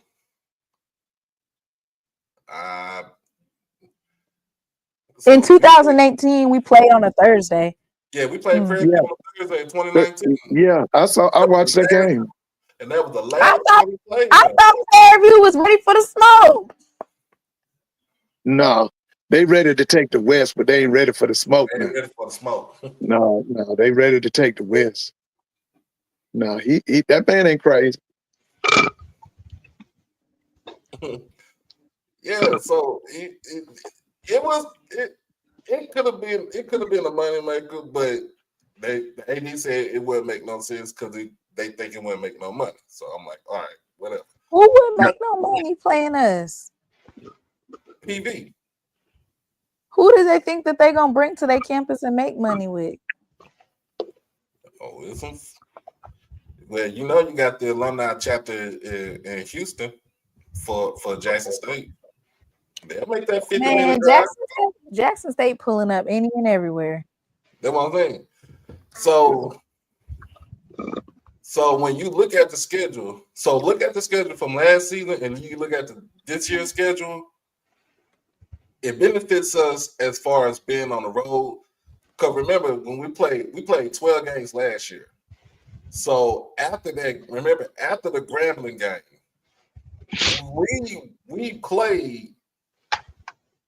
we played 8 games straight. We played 8 games straight, and I think we only had one bye, and that was, if I'm not mistaken, was that the bye right before the FAMU game last year? So this year we have a bye week for Sudden and in between Homecoming and Vegas. Right. Which that pretty much makes sense, right? Because you know a lot of people want to come to Homecoming, and then you know a lot of people want to go to Vegas too. They, you know, and when you look at it, because we're at home, the game in Vegas. I can't believe we scheduled Alabama State for Homecoming again. Coach wants to get it back in blood. That's that Coach get back. Wants to get it back in blood. Yeah, I whooped you on your own home turf. Come over here again for Homecoming and see what happened. And you done lost your defensive coaches. Coach said he got some get back games. So, Mr. Ford, what do you think about the overall schedule? Let's start with him. What do you think about schedule? Hampton? It's a schedule befitting of a champion. Y'all the defending champs, and you got a big time schedule. I mean, I told Doc the other night when I saw that y'all were going to Vegas, that's a stroke of genius. Y'all going to Vegas? Man. And the Raiders are putting in money on this too. Yeah, that's allegedly. Can you make all your? No, it's not alleged. Yes, it's not allegedly. They ain't said how much they putting in. We don't have to say how much you're putting in, but they are putting up money for as being a sponsor for the game. Did you get that? It's in the article. What article? You talking about the one by Kim Rashad? No, it's one they had just put out it's an article they put out. I saw where it said the Raiders and the Las Vegas. That's what I'm saying. I'm not saying that I don't know what the money is. I'm not worried about what the money is. I'm just saying I'm glad that the Raiders are actually funding. You know Shador getting ready to get drafted to the Raiders. They are funding. You know, I'm glad that they are funding this because they want this to be successful. September 13th, Mimi. Tuskegee versus Jackson State, and they bringing the band. Are they bringing the Marching Crimson Pipers? Yes. You know, in history, man, they were the first black college to have a band, to have a marching band.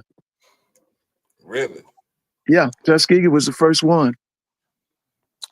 Mr. Ford, is there a Grambler Raider connection? Yes. What is it? Yeah. Oh, you remember I was talking about on Doc's show. when they formed the AFL, the American Football League, in the 1960s, the cornerstone of the AFL was to go and get all that talent from the HBCUs, specifically the SWAC, at that time, the CIAA, the SIAC, and that's what they did. When you go back and look at one time, two of the corners, this was in the mid-60s, two of the corners, the two starting corners for the Oakland Raiders, they were both from Grambling. One was named Nehemiah Wilson. The other was named Willie Brown. Willie Brown played forever. And Mr. Ford, the Grambling folks are mad. Mad about what? What about what? Well, I'm not going to say all of the Grambling folks, but quite a few of the folks were mad because of the way that this particular game was negotiated, allegedly. Ken Rashad said that the way it's set up is, instead of them getting a promoter, that basically Las Vegas is going to promote the game, right? Not only that, the SWAC office negotiated directly with them, with Las Vegas. So yeah, that's good. And Ken Rashad is messy anyway, so take his stuff with a grain of salt. Let me finish it, because I want to. He has been though. Yeah, you messy.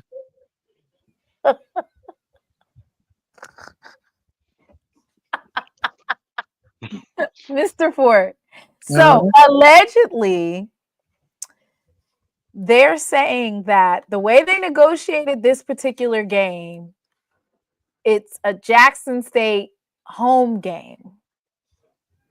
So Jackson State is going to be getting the most cut out of the money. And that's the way it's supposed to be. Yeah, the home team. Yeah, they the home team. It's the way it's supposed to be. They negotiated the Classic as a home and home. So the next year, I think we're gonna come back out to Vegas again, and Grambling is going to be the home team for the next year. So no, this is our home. So that's not. It'll be. No, what I'm saying is it'll be a home and home with someone else, because we've already completed our home and home. The first home game was in the hole. The second home game is in Vegas. So our home and home is completed.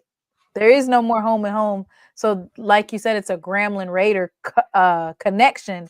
They might keep Grambling as the next home team, but it's not a home and home. Like the game that we play in Vegas, that's the last part of the home game. So here's the thing, though. Yeah, I don't think we're guaranteed to come back next year. I don't think. But here's the thing, though. You keep Grambling in that Vegas, keep Grambling in the Vegas Classic, right? What other school you gonna get out there that's gonna pull the same? Mr. Ford, you think A&T will show out? Show out where? In Vegas. A&T is irrelevant. They kind of pitiful right now. And they're gonna be pitiful as long as they allow themselves to be associated with that CAA. Nobody is gonna keep up with them.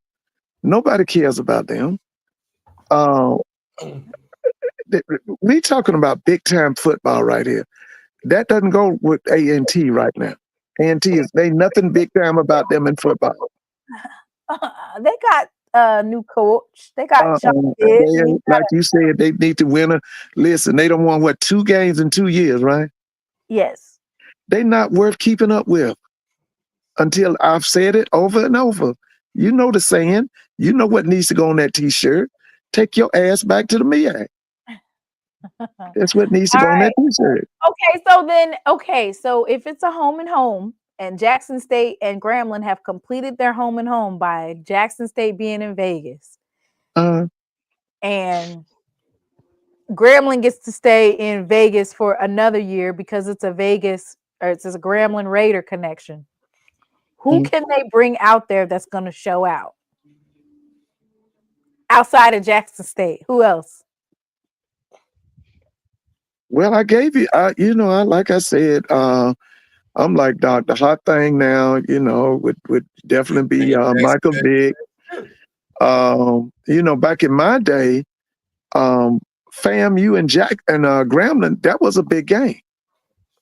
To take FAMU out there, that would be big.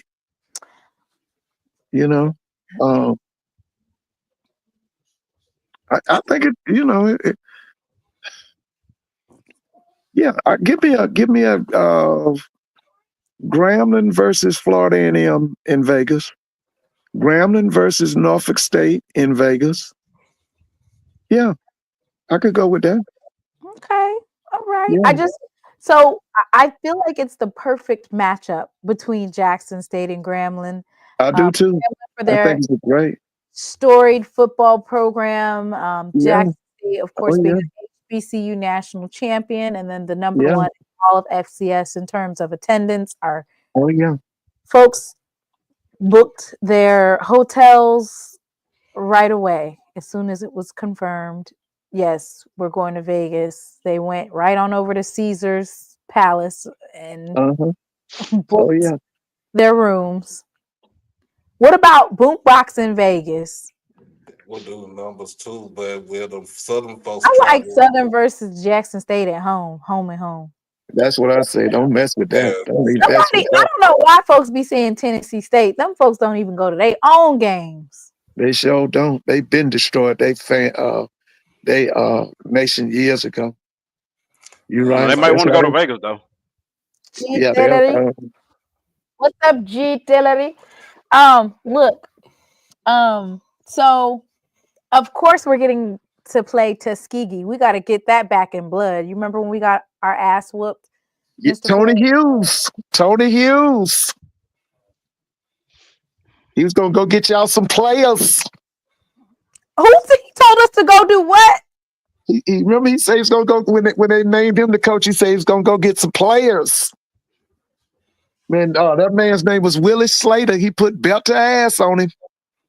But the year before that, he put belt to ass on FAMU. FAMU had that guy was named Alex Woods, I think. Oh my God! They asked to it down there. And listen, and know what I told him? How about all that D2 talk now? Because for 2 years in a row, that D2 Tuskegee team beat their ass. Yeah, they beat FAM first, and then got Jackson the next year. Well, we get ready to get it back to Kentucky State too. Huh? We lost to Kentucky State. Also. Yeah, they was running that thing what Georgia Southern used to run. What you call it? The ham bone. Mm-hmm. You're right. I remember that.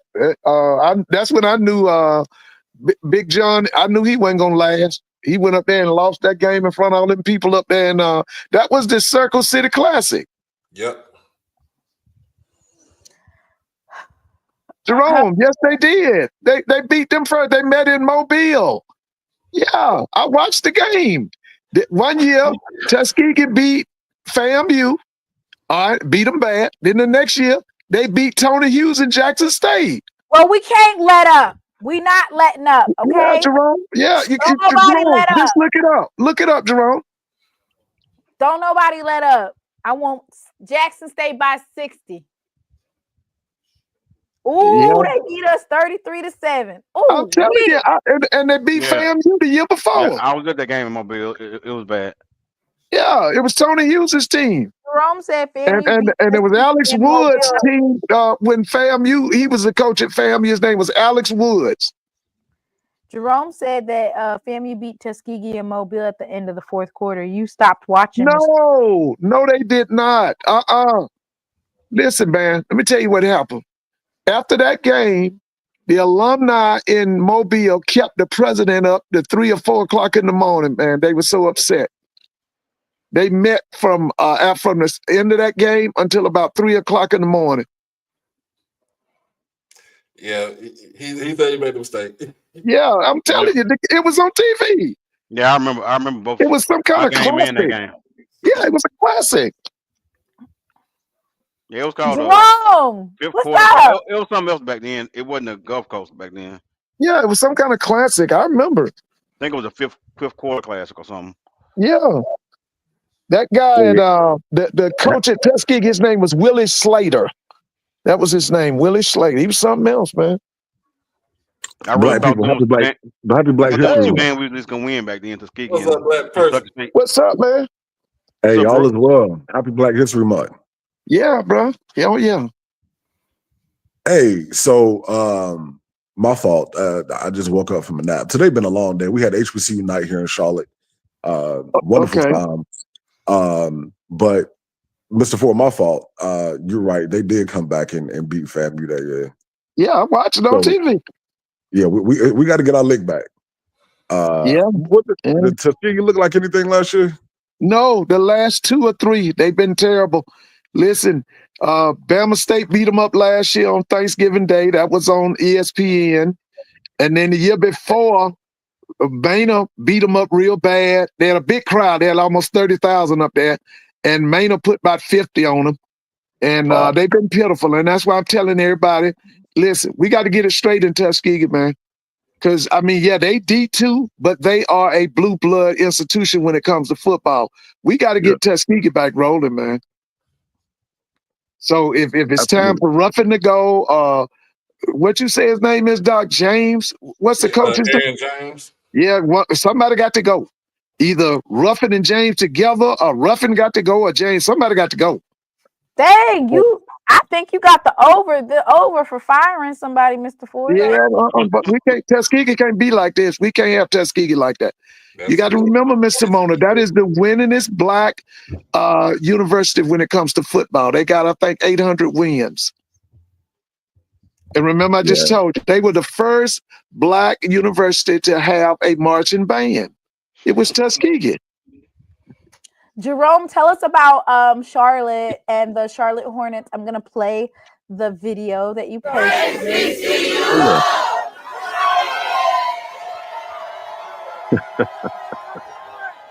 Whoa, y'all was out there deep.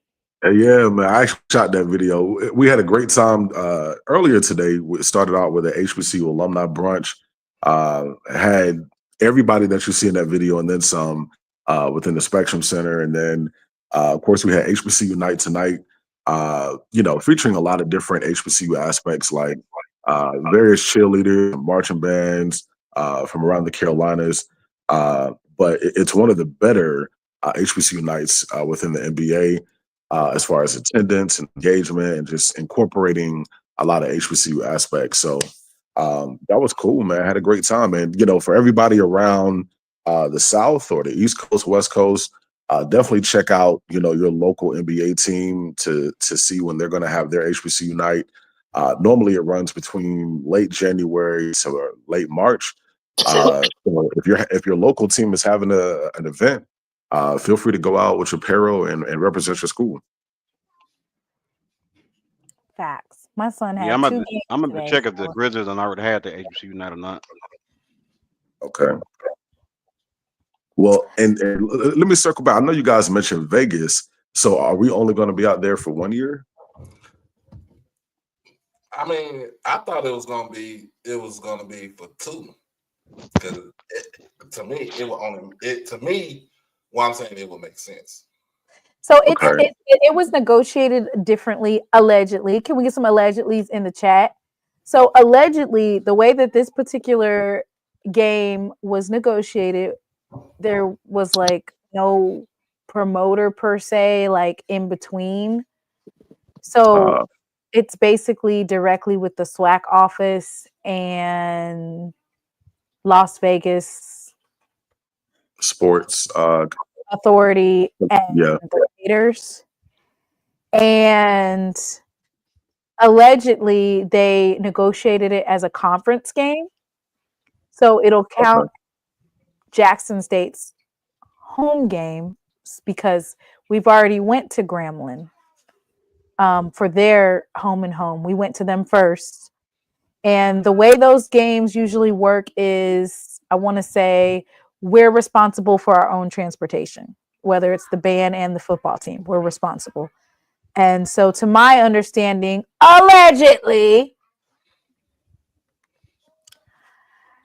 Grambling will come to Vegas and their payout will not be as big as Jackson State's, but they won't have to pay anything out transportation wise. Okay. But that would be the home and home situation would be complete, right? Yeah. So it's kind of odd because last year that game didn't count as a conference game for Grambling, right? Yeah, it didn't count for No. it didn't count as a conference game, but it did count as a home and home for us. Like a home situation where we go to you and then the following year you come to us. And so now instead of you coming to us in Jackson, you're going to come to us, but we're going to Vegas. Well, technically, when you think about it, it was, you want to say a home and home because technically Grambling wasn't even on our season. Grambling was, for last season, Grambling was just a non-conference. Grambling really came back on the schedule for this season. They just rolled back on. It's still a home and home. It's the same thing as Northwestern State going to Alcorn and then Alcorn going to Northwestern State. Like it's still a home and home situation. Whether it's non-conference or conference, it still includes you pay for your own transportation and we pay for our own transportation. Yeah. I would say moving forward, if they're gonna, continue this game, they would want to maybe pick some schools that have a big fan base on the West Coast. I know Prairie View, they've always had a lot of students that came from California and the West Coast. Prairie View? Yeah. So they're the closest to the West Coast. Yeah, so I'm gonna tell you, there used to be a classic out there in the late 2000s. It was called the one was in San Diego. It was in San Diego. Yeah, so they had one in San Diego, but there was another one in LA, like 2007 and 2008. It was called the Angel City Classic. And 2007, it was like A&T versus Prairie View. And then the next year, it was like Prairie View versus Morehouse or something. I remember Morehouse. Yeah, PV carried that game because they historically always have like a lot of students from like Arizona, Las Vegas, California, etc. So if we were to play PV in 26, I would rather play them in Vegas than in Texas or Jackson because it's just going to be. You want to go to Vegas every single year? Well, I don't, but I know it'll do better numbers than them trying to come to Jackson, though. You ain't gonna get that return on investment like that if you do something like what we're doing now with this Vegas game right here. I would just say this, in addition to those 2 points, because we're trying to, of course, increase our enrollment, I think Vegas and that market is a great opportunity to develop that pipeline. So 2 years would be a great kind of avenue for Jackson State. Because where else are we gonna go? I mean, with the Hampton game, is that a home and home? Like, are we going through Hampton? I hope not. Chicago Classic. Maybe they'll get it come together for next year. That's too much. Chicago and Vegas. Yeah. So I'm wondering if that's a home and home. Like, are we going to Virginia in 26? I hope not. Why don't go to Virginia? Go to the Meadowlands. Go to New Jersey. That needs to be in a NFL stadium on the East Coast. Yeah, that's that. It don't make no sense for Jackson to go to Hampton. They don't even draw up there. If you're gonna go play Hampton, go to either play them in Washington D.C.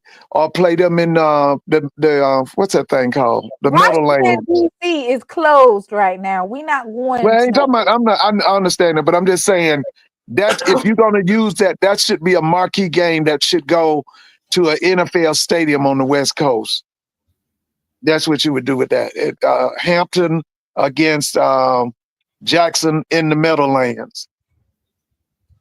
When the Giants play. Who going to the Red Bull Stadium? The boom won't fit in Armstrong Stadium. Sure won't. Yeah, that's what I'm saying. And they don't even draw. So the boom, the boom would fit in that because Bethune-Cookman has brought their band plenty of times. Norfolk State's brought their band over there, so the boom would fit. It'll just be a weird setup. Because like You don't need to go to Hampton. That's too big of a game. That game needs to be in the Meadowland. You draw 60,000 to 70,000 fans up there. Yeah, their stadium's not that big though. In Hampton, so yeah. Armstrong holds about 15 at the most. Yeah. 15,000. Yeah, about Won't be nobody there 15. but the band. Right. Yeah. No, y'all take them. They should take y'all to the Meadowland. Take them to the Meadowland. Was it Doc? Ain't that MetLife Stadium? MetLife. MetLife. That's where y'all play. Y'all should play Hampton at MetLife. People You know, always, what's the name is trying to get his game moved to Lincoln Field. Deshaun Jackson wants Delaware State and Norfolk at the home of the Eagles. He was working on that, which is to me a good move. That's a great move. Yeah.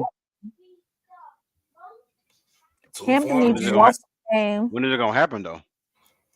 I just hope it happens. I hope that becomes reality. I don't know if he go and ask Jeffrey Lurie, he'll probably tell him, yeah. Okay, so what do y'all think about us going to whoop up on Southern again? Y'all not tired of beating on Southern yet? Good Lord, we've been whooping their ass so much. It's 6 in a row. What does it be? The Mr. Mona, don't forget now, when Dawson Odom was there, they was whooping y'all's ass. Sure. I don't remember. I don't recall. Yeah, they was whooping y'all's ass like 8 or 9 years in a row.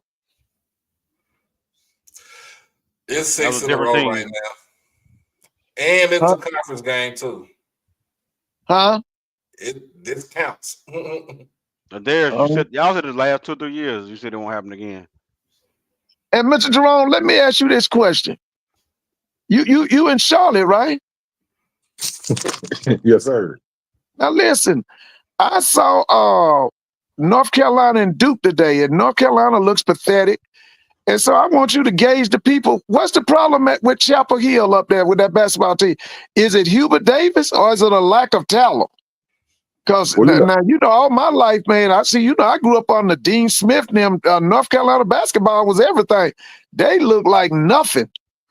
I remember, now listen, in 1980, what was that, 84, 85, North Carolina Chapel Hill's basketball team had 10 McDonald's All-Americans on it. And none of them boys look like nothing today, huh? So I want to know, what's the problem up there at Chapel Hill? Is it Hubert Davis or is it that team?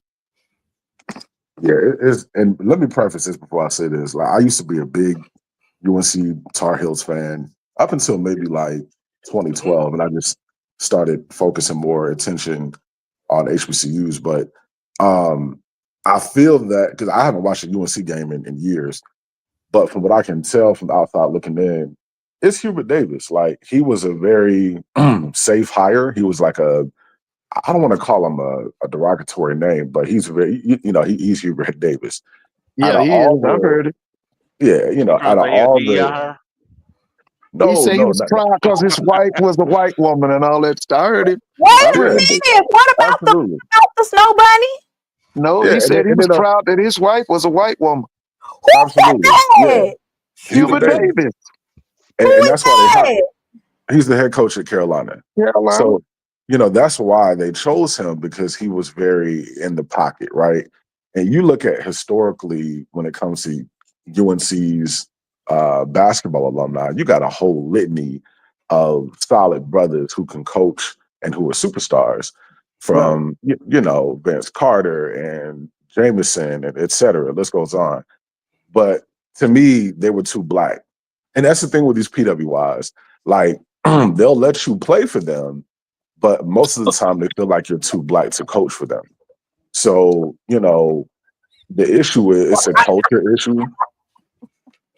Yeah, the issue is Hubert, it's a culture issue, man. And the top players are not trying to play for him. Like, he's a cornball. Yeah. But, had they brought in one of the other superstars like Vince Carter or anybody else, they'd be just running through the NCAA right now. But they say Rod handpicked him. Did you hear that? Yeah. They say Rod Williams handpicked him. I'm sure he did. Yeah, they say so here's the thing with UNC, and this is from my take right here. They have not been the same since really Dean Smith had retired, and before he passed away, right?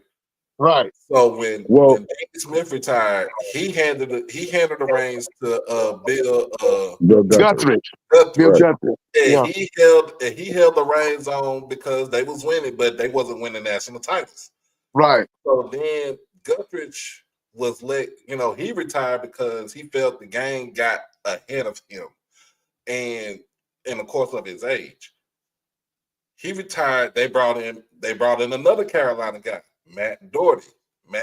He was pushed by Michael Jordan. Michael Jordan pushed him. Yeah, that was because they was teammates. Right. He could not assimilate with to the athletes of today. He was awful. He was terrible. Yes, he was. When he was at SMU, he was terrible. So then, of course, Matt Doherty leaves. He gets fired, and they bring in Roy Williams. Like UNC, literally, basically was like, we will buy out Roy Williams from University of Kansas to come back to Carolina to coach the team. And then once they did that, Bill Self, he resigned from University of Illinois. He took a job at Kansas, and he has not relinquished that job since. Then Roy Williams come over to North Carolina, and people were thinking like, well, he's going to lead us to the promised land, which he did. He won. Didn't he win 2? He won 2 of them. Yeah. So now it's like, okay, Roy he's getting tired because he's getting up there in age also. Well, his body started breaking down on him too. Yeah, body started breaking down. Yeah. And so when you started seeing that, it's like, okay, Roy Williams, he's retired. Then you turn around and you see Coach K for Duke. He retired because of his health. But when you look at it, it's like getting Hubert Davis to come coach the team. Nah, that was a bad look. It was more. Y'all remember? So, Mr. Ford and Jerome, you remember when after Big John at Georgetown when he retired, right? Right. Yeah. Mm-hmm. Yeah, I remember when he retired. Craig Craig he took over the team. Right. But then once it was JT3 that came in and was, he had some, similar features of his father and stuff like that, what he did, how he coached. But once he got let go and they brought in Patrick Ewing, that was the downfall of Georgetown basketball. Yeah. The same thing with Michigan. Michigan, after they fired Steve Fisher, they went with who was the head coach at the time? I forgot who was the head coach, but then they got John Beeline from West Virginia. Right. He couldn't get it done. Then that's when they brought in Juwan Howard. Juwan Howard was trying to get success. Juwan was trying to mimic what he went through with the Fab Five, but you really couldn't get that back like that. So I think the underlying thing with all those hires, I honestly feel like, man, these PWIs, even from football, but talking about basketball, I just don't feel like they fully support those black coaches. When I say they, we all know who's really pulling the strings. It's the booster clubs. Yeah. So, when it comes to fundraising and, trying to land these, top recruits and ensuring that, those black head coaches have a solid staff. But let's be real, with Dean Smith and all those other great coaches, Coach K, a lot of the success was based off of that staff they had. They had a very loyal staff. Like, neither one of those programs had assistant coaches, like, leaving to other Power 5 schools. Like, they were there like 20, 30 years. Right. So it's kind of hard to, with Juwan Howard or even the brother at, with Patrick Ewing, and the whole Georgetown situation. These schools and these booster clubs, it's almost like a Rooney Rule, or like a just kind of a I don't know, like a hire that's very face value, like, look at what we did, we hired a black guy. But behind the scenes, they've already decided we're not going to fully, when I say we, I mean the university and the boosters, they're not going to fully support him. They're not going to give him all the resources they need. And you see that a lot in Power 5 football. Like they'll hire in NFL, when it comes to black head coaches. So I think they're gonna support the dude from USM. Didn't he used to play there? Where? Yeah, No, but I don't see them. New coach at USM in Hattiesburg. He's a Hampton graduate. He's a Hampton graduate. Yeah, he went to Hampton. Oh. But maybe they won't give him support so we can whoop their ass. But he got half his support from Marshall coming in. That guy gonna be good. Listen, that's not gonna be his last job. That guy's good. That rough guy, that guy's good. That guy gonna get a bigger job. Hey, Timoni, he's using USM as a stepping stone. Yeah, that's what he's doing. He's good. Well, I'm gonna tell you like this, Jerome, Mr. Ford. Cooper Flag was whooping their ass tonight. Oh man, that Cooper Flag something else, boy. Cooper Flag. Yeah. Who in the hell is Cooper Flag? He's just a freshman, I think, isn't he? White boy freshman for Duke University. Yeah, 6'9", 225, can dribble, can he can do it, man. It can posterize you all in one. Yes, we can. Yeah. Is it like a new JJ Redick? Nah, he better than Redick, bro. No, man, he better than Redick. I don't know who those people are, but I do know that I'm sorry, I don't know any of those people. But what I do know is that we're going to be meeting Sam Shade in Mobile. Wait a minute. Jackson and A&M is playing in Mobile?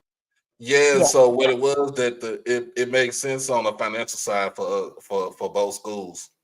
Oh, okay. Oh, all right. Shout out to Coach Maynor and his recruit.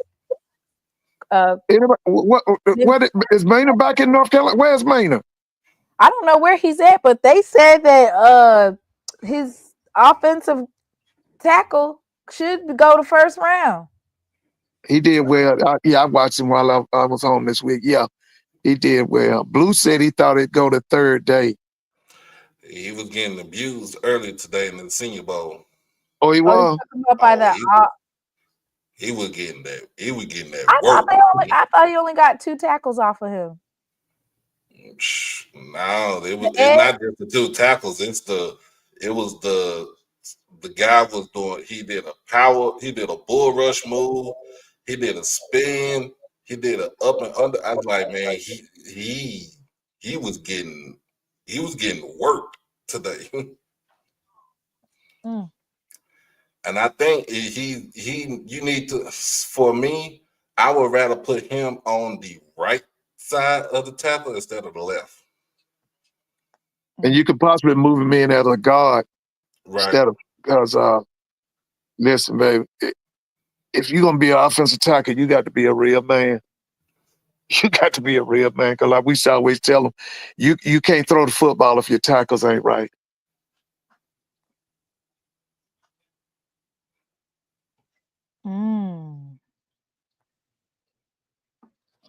Okay, so what are you thinking about Sam Shade and his recruiting thus far? Have you had a chance to see Mr. Ford, what he bringing?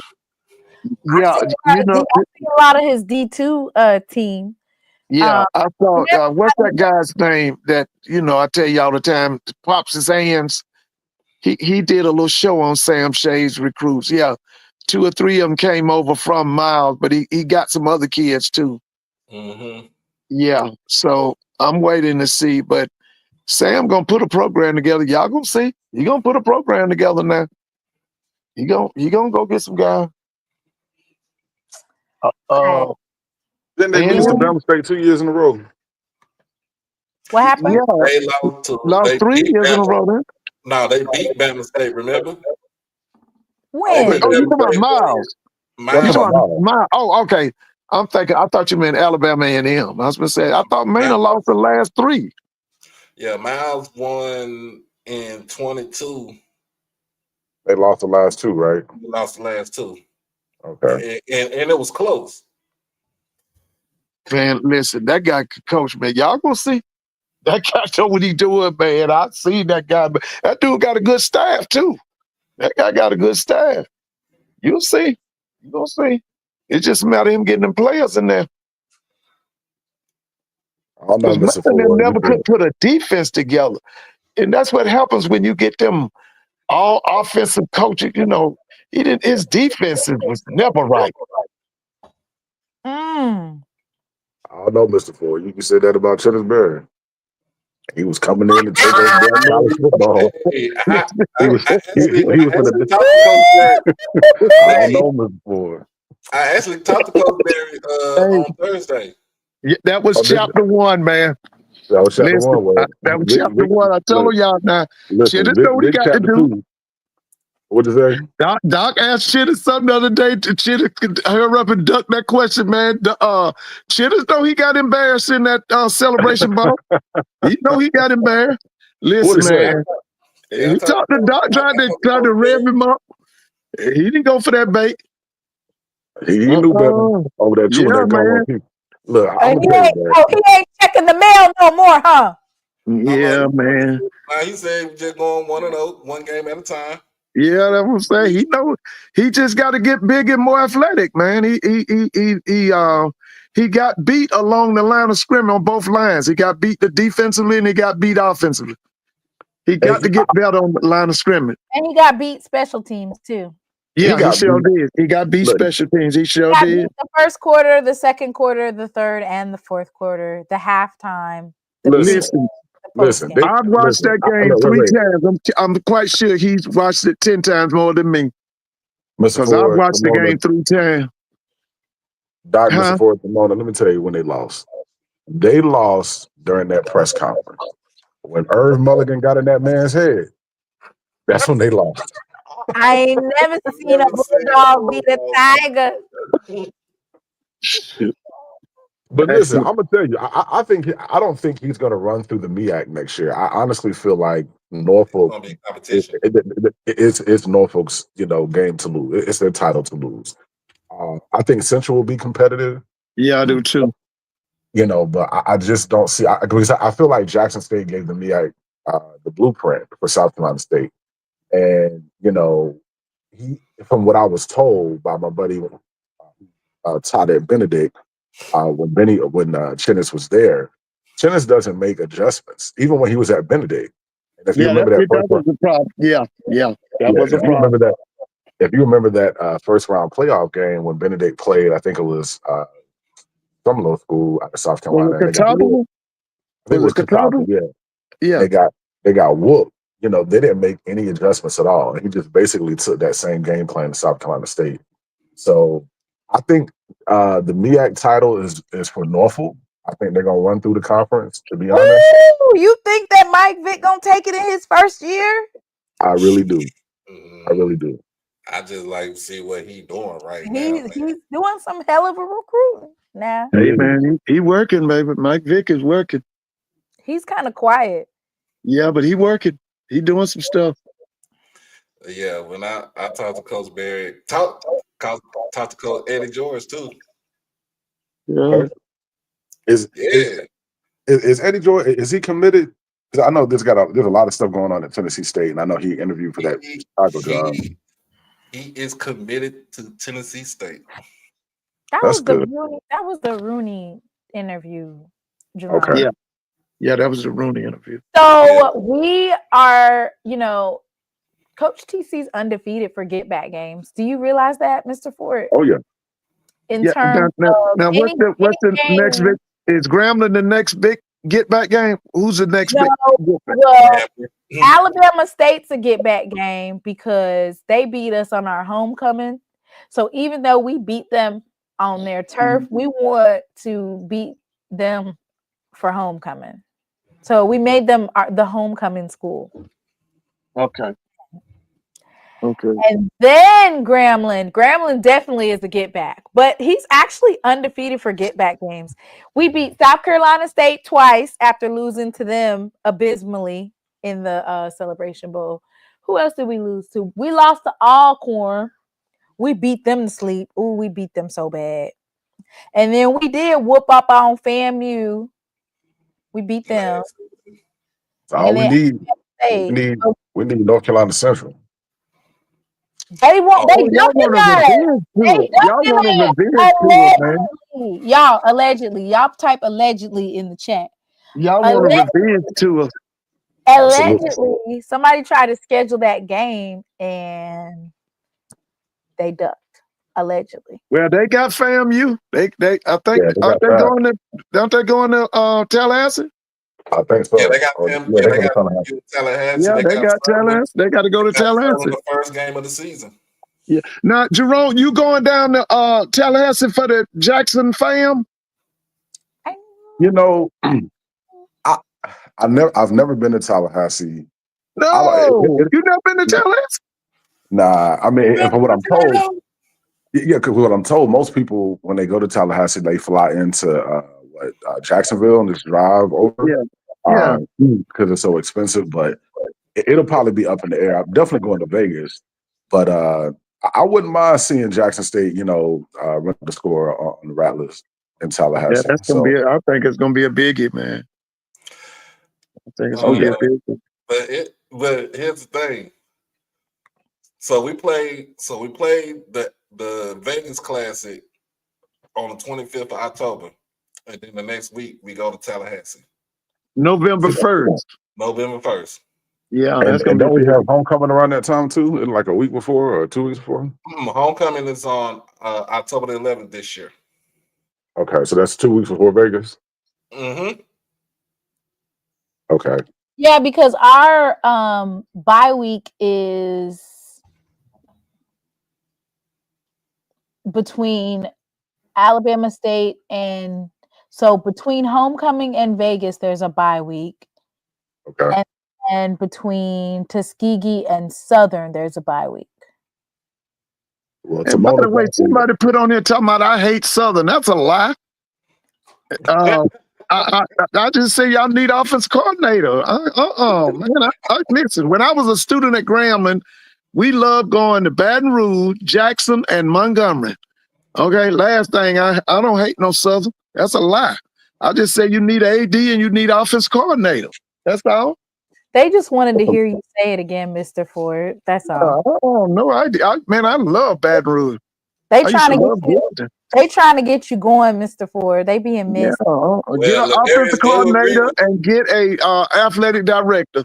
That's what you need to do. Ladarius do agree with you. He said AD Banks needs to go. Yeah, man, get an AD and because he the one that started that program. He destroyed that football team. Oh my gosh. Yeah. So yeah, I don't think it's going to be a lot of people going to that FAMU game. Just because we just coming back off the road from Vegas. But Doc, let me tell you something. That game's still gonna be a sellout. Yeah, you're right. Y'all gonna be coming back from Vegas. That game gonna be a sellout, man. That's like I told you the other night. That's gonna be a packed house with at least 10,000 people outside trying to get in. What? And yeah, that's gonna be a big game. That because that dude on the clock down there, and he done got a mandate. He got to beat y'all. If he gonna stay in Tallahassee, he got to beat y'all. Now that is a tall order. Now why would you do that? It's a mandate. No, Miss Simona, it's a mandate. I'm telling you. If he gonna stay in Tallahassee, he know what he got to do. He has to beat us. Yeah. Because see, here's the thing. Them people still feel that they should have run it back. I'm working with them. They still got that in their mind. Even though we trying to tell them, Jackson got far more talent than everybody. They don't want to hear it. They feel like it should have been a run back. Okay? When you talk to them about Jackson State first thing, we had them until the last 4 minutes. That's what all of them say. Willie!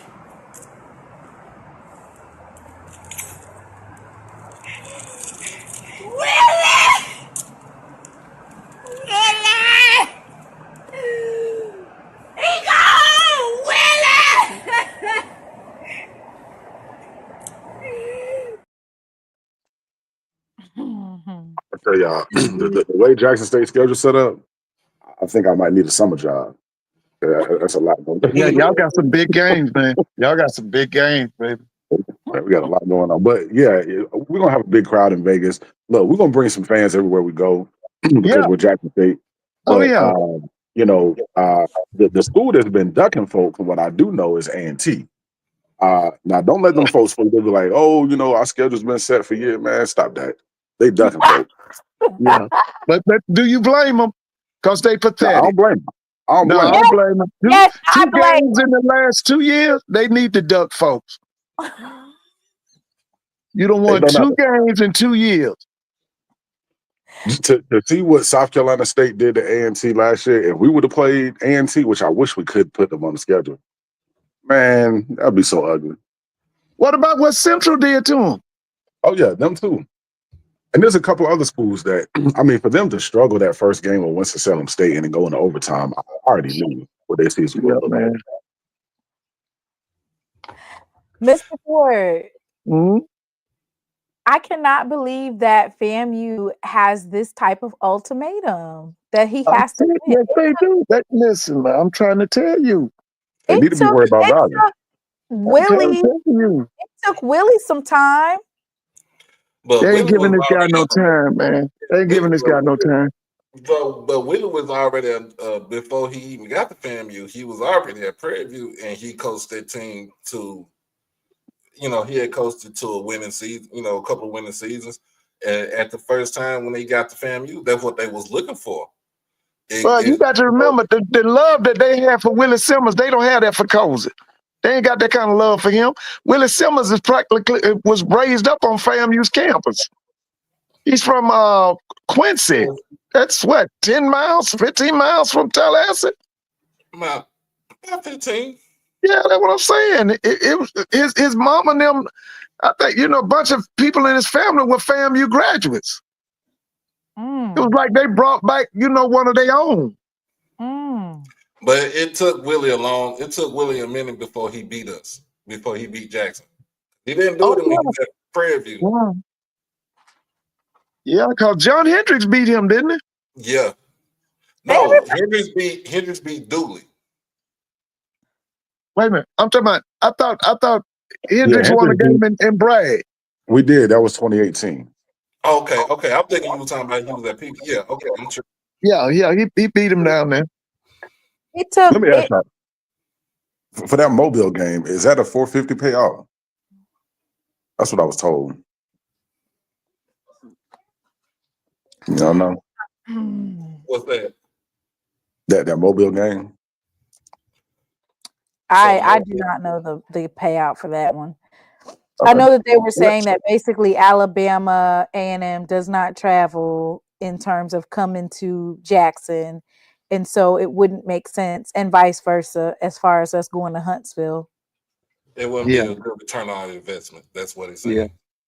Yeah. Well, I feel like it would just make more sense if we played that game in Birmingham, given those circumstances, because it's a lot closer to both schools. More attendance. Like I feel like Birmingham is definitely an A&M city, so we would both have. And Jackson too, right? A lot of Jackson State graduates there, right?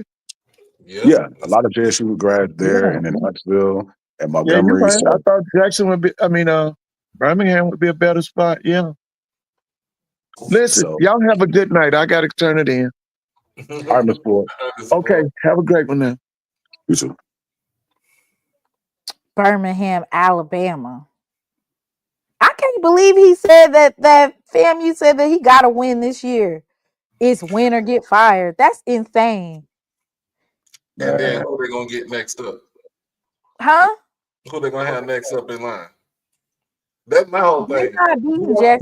Here's my whole thing. Y'all, they preaching y'all this. Not beating Jackson State. I'm sorry. They preaching this. You gotta win, or you gonna get that big old X. You gonna get the pink slip. Okay, who are you going to put in his place if you do that? Chad Ochocinco. Hell no. He is on rags and riches acting a plum fool. No. No. He's been trying to get on that staff forever. I mean, that would be a celebrity hire, right? Right. No. All for a celebrity hire, right? No, I don't think they're going to do that. FAMU has 9 straight conference games with no bye. That's going to be tough. Damn. It is. Well, I feel like, you know, I didn't know the bar was that. I didn't know the bar was that high for Coach Colsey. Beat Jackson State or else. I don't know. I think that's a bit presumptuous to say if you don't win versus unless you about to pay the refs, because how y'all gonna win? How you gonna fix it?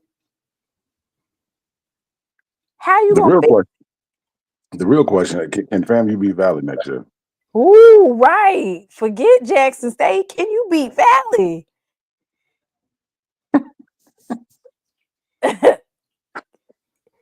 Oh Lord. He said Yeah, forget they got a Jackson 12-game State. schedule, Thomas. They what now?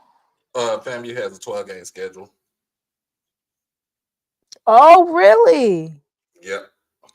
Did they schedule 2 D2 games this year too? Or no? They got Albany State, but they That's also playing. one. They're also playing Florida Atlantic.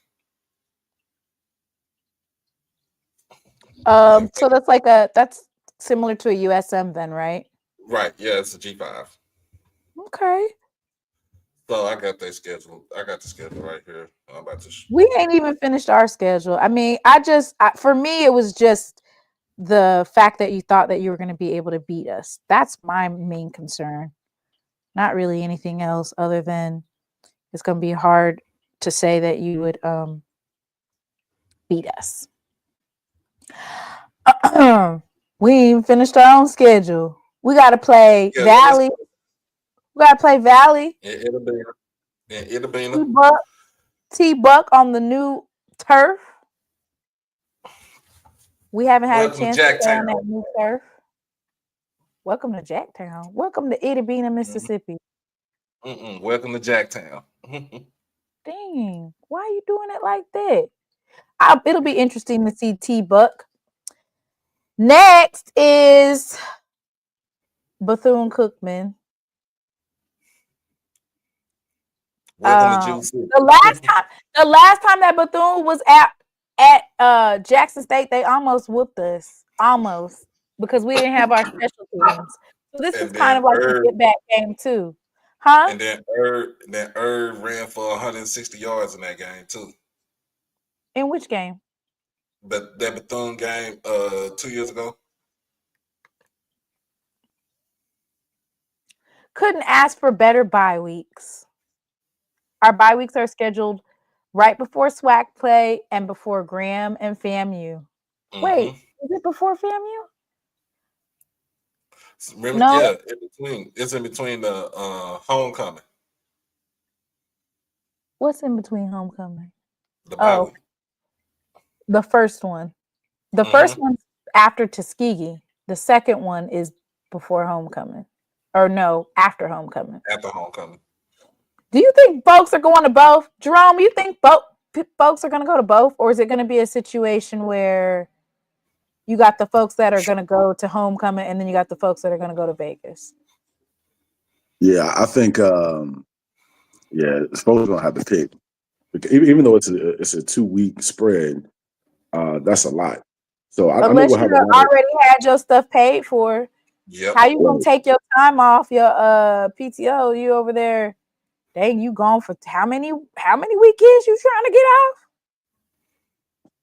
I think a lot of folks, I think homecoming is going to be carried by kind of more local and regional this year. And I think, a lot of folks who are spread coast to coast, they're going to choose to go to Vegas. I know I have to choose. And I was so excited about going to homecoming this year. But then when I seen that, I was like, oh my God. Oh, I want to go to Vegas. I want to go to Vegas. I'm going to Vegas and homecoming, but yeah, I'm not. You're gonna go to both? Yeah, I'm working my butt off. Damn, I can't do both. I don't even got a babysitter for both. Choose one.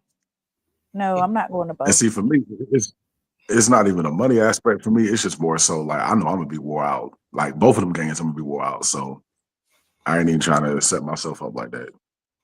Because I'm planning homecoming to will wear do you out. all the games. Yeah, You trying to go to all the games? Especially if you come in on a Thursday for homecoming. Yeah. Yeah, so for homecoming, you got to come on Thursday because you have to be there Friday on the yard. So kind of like for homecoming, it's kind of like the HBCU cultural experience that you get from and the nostalgia that you get from being back on campus, right? Mm-hmm. Walking down the plaza, going to those buildings you used to have class in. But for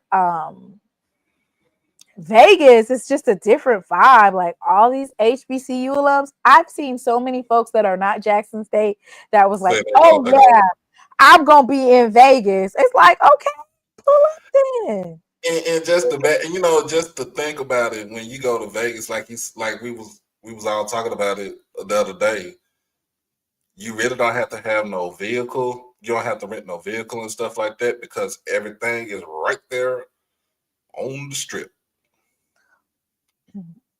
Like, unless you want to rent a vehicle and let's say you want to take a small day trip to LA, because ain't up 3 hours. Why would you go to LA? It's a 3-hour drive.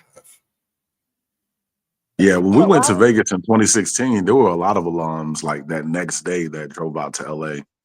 Just to really? Yeah. It's just a 3-hour drive to get to LA from Vegas. What y'all went to go? Rodeo Drive? Like, what are you guys doing down there? Like, what's? I mean, you could go. I mean, I'm trying to understand what the purpose is. I don't know. To see something different too. Like it's just the proximity is close. It's within hours. It's close. Mm-hmm. Yeah, it was a lot of sightseeing. Like I saw a lot of alums who went to the Walk of Fame, with all the stars. Okay, yeah. Yeah. Yeah, and the Celebration Bowl. I mean, what? These folks are rich because I ain't got it. So I think the Atlanta trip is the most expensive out of everything. They be charging an arm and a leg. Well, they be charging an arm and a leg. At least in Vegas, the hotels, if you're staying at the casino, you're gonna get a break now. Yeah. But yeah, when you think about it, like I said, I'd already booked my stuff for Vegas at the Excalibur, and they got some good rates on the rooms right there, and it's right across the freeway from Allegiant Stadium.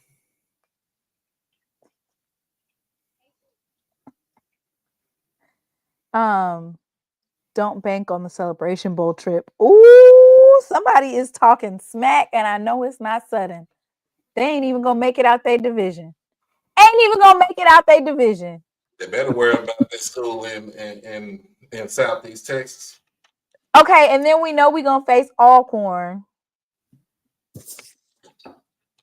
Capital City Classic, baby.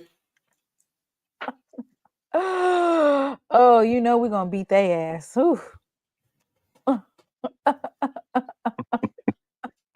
Jerome, bring back the Capital City Classic, baby. Yes, sir. Oh, Lord, have mercy. That's when we really put belt to ass. Man, that's gonna be a lot of fun. That's a lot of travel. We got a really solid schedule this year. Between I love the schedule. Out of all, I haven't had a chance to go over everyone's schedule. Of course, every year, all the podcasters who act like they know everything and they think they're so smart, they all say what they think somebody's gonna go. I say the same thing that I said last year. Win, with the exception of the USM game. No conference losses. We're going undefeated again. So if you really think about it, you look at this schedule right here. This schedule is meant for us to repeat. It's meant for us to repeat. Okay, so let's say like this. Let's say we go down to Hattiesburg. Let's say we go down to the University of Stealing Money. And University of Stealing Money? Mhm. Oh my goodness. And let's say we go ahead and beat them. Let's say it be a close game, right? Ain't gonna be no blowout. Let's just say it's a close game. We beat them in a close game. Mm-hmm. How much momentum will we have with a win like that? You carry that momentum. You carry that momentum for the whole season. So we can start the season off. You can start the season off at 3-0 or 2-1. Either way, we'll host a SWAC championship game again, and whoever making millions and millions of dollars again. And you know that we keep that revenue, Jerome, from the SWAC championship. We get to keep it. Oh yeah, absolutely. I mean, just to think, within a 2-week span between SWAC championship and Celebration Bowl, we can make upwards to $3 million.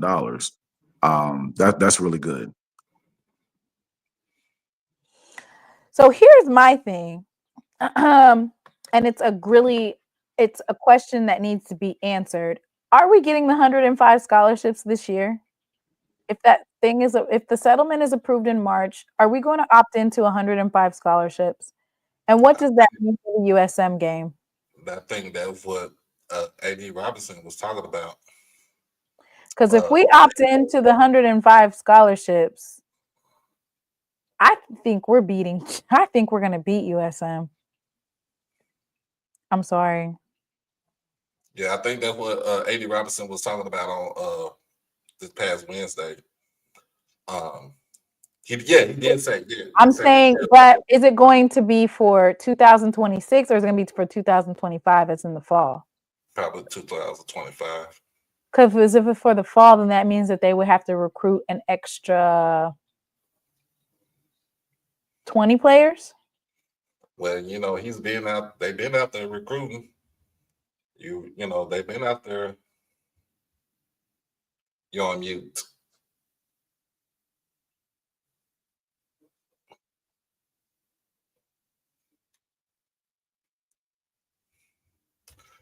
You're on mute.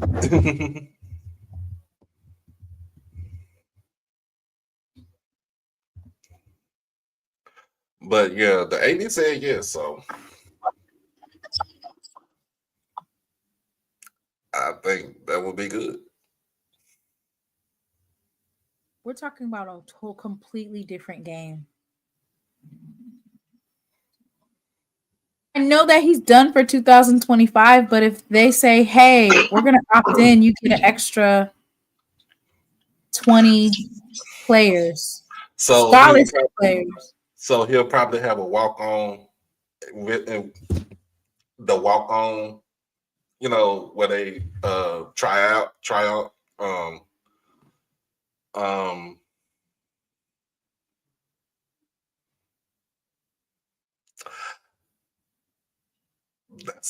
That's a good question right there. So does the SWAC set a new scholarship limit? Yeah, because otherwise the teams that are able to get 105 scholarships are going to basically ruin for the foreseeable future. You would definitely be able to see that difference in football in SWAC. So that would be a huge separation. But for us, that means that we'll be able to compete well with other teams. And when you started saying he finished recruiting for 2025 and he started on 2026, this is diabolical. Lots of red shirts. No, they gonna play all of them. Open up the book.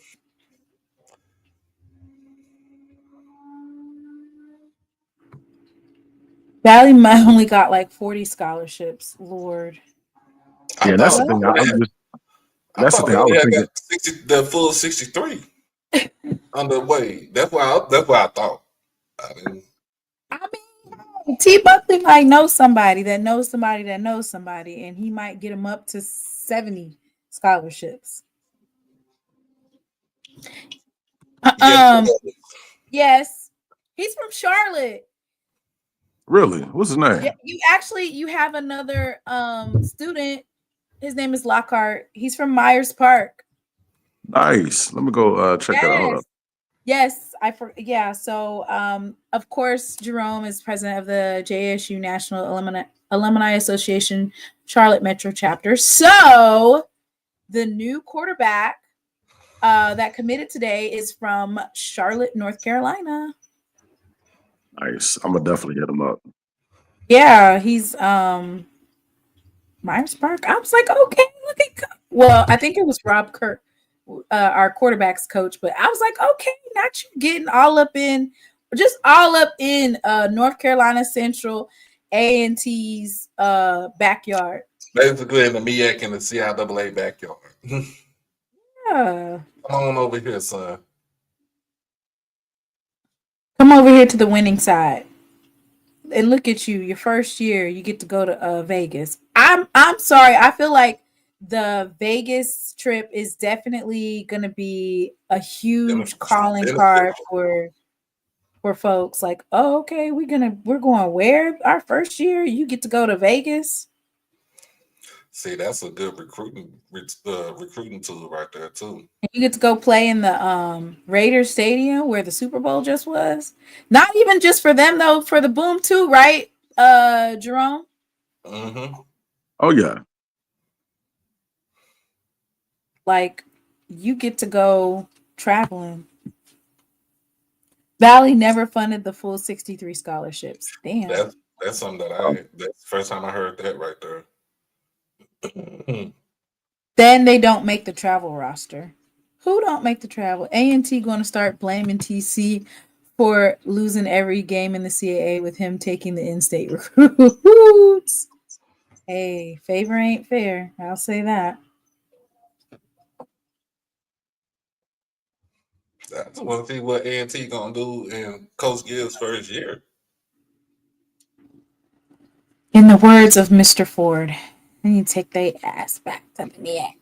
I'm gonna stop saying that. I'm gonna just let them go ahead and cook, because I was looked at his coaching staff as similar to the North Carolina A&T of old, but does that coaching translate for the CAA? And I would have to say they probably need to be.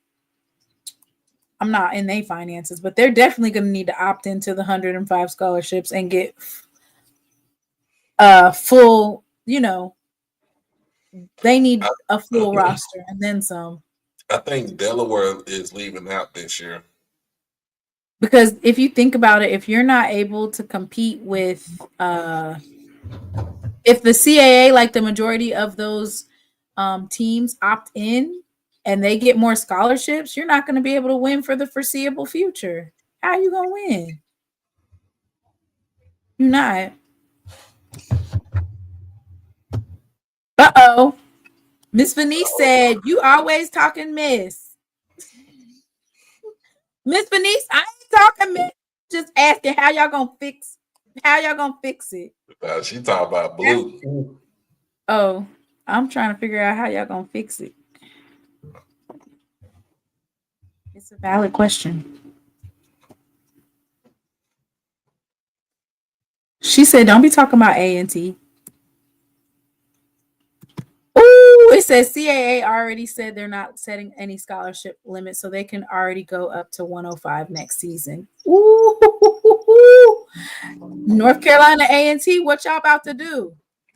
Get 105 scholarships. What happened? They about to get their 105 scholarships. Who said the MEAC wants them, but Hampton is welcome? Damn. That wasn't very nice, Russell. He said, forget y'all. Y'all left on. And here's the crazy thing. You left 2 conferences where you was winning to go be the doormat. Yeah, that's what I said. Delaware. They were in the Big South. They were winning in the Big South. Yeah, they almost won the conference championship in the Big South. They lost to Gardner Webb at the last game of the season in 2020. Delaware and Richmond are leaving the CAA. Yeah, they're going FBS, right? I know Delaware is, right? Isn't Delaware going FBS? Yeah, Delaware and Richmond. No, Richmond is going to another conference. Delaware is going FBS. I'm thinking Conference USA. Mm.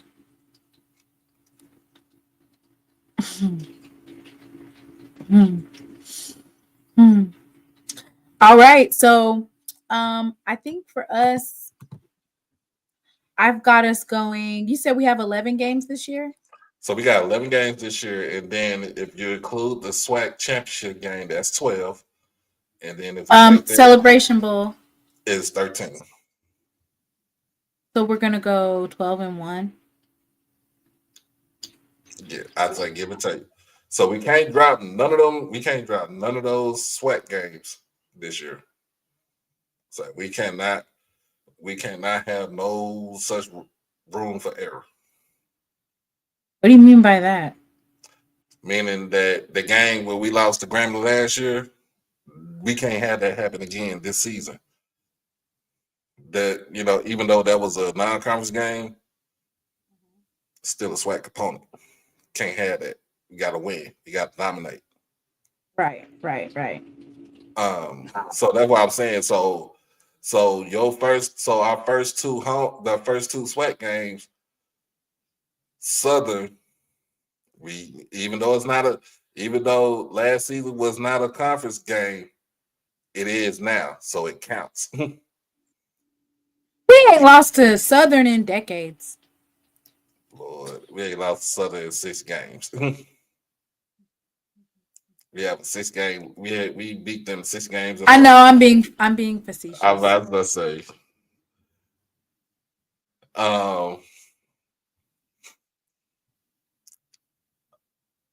You can say 9-2, but I don't. The schedule that we who is saying 9-2? Mr. Marvin, but the schedule right here is not. This does not scream 9-2. This if we get 105 scholarships, even if we get 85 scholarships, this can scream 10-1. And like I said, it all depends on that USM game. We go down there and we be competitive, and if we get it close and we can beat them, and if it's a close game, we beat them. It's a close game. You can say undefeated. No Southern Heritage Classic this year. I talked to Coach George about that. He said, are you talking to him? He's just a coach. He don't know nothing. Well, he asked him. What did he say? I asked him. Why are you still awake? Come in here so you can go to sleep. I asked him on Thursday. He wants to play in the game, but it's up to the ADs. Being realistic, because other teams going to be competitive as well. Marvin, who is going to be competitive this year? In the East. Tell me in the East who's going to be competitive. He sound like whenever he said that, he sound like Mr. Ford. They said he's going to be competitive. They're going to be competitive.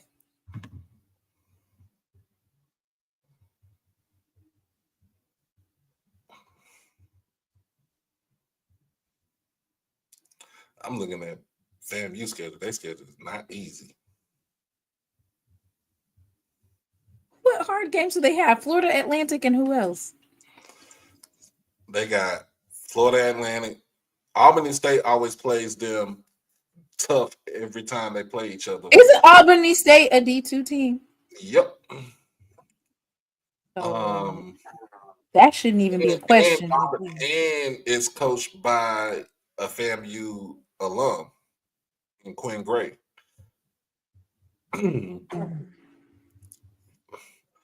Alabama State, I don't know, but it is all depends. Okay, who else? USM plays MSU their first week. We play Hampton. We should match up well against them. Yeah, go ahead and get them right. They got Valley and Itabena. They got Central at Bragg. They got Alcorn. You said, wait, Valley. So yeah, Valley, they should not be. That should not be a competitive game. The D2 team should be easy win.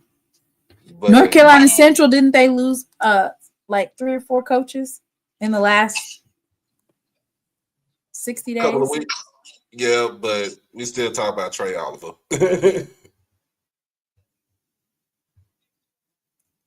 We still talk about Trey Oliver. So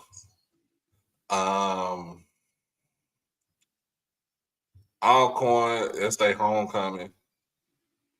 They on the road at Southern. They gonna be in Lorman?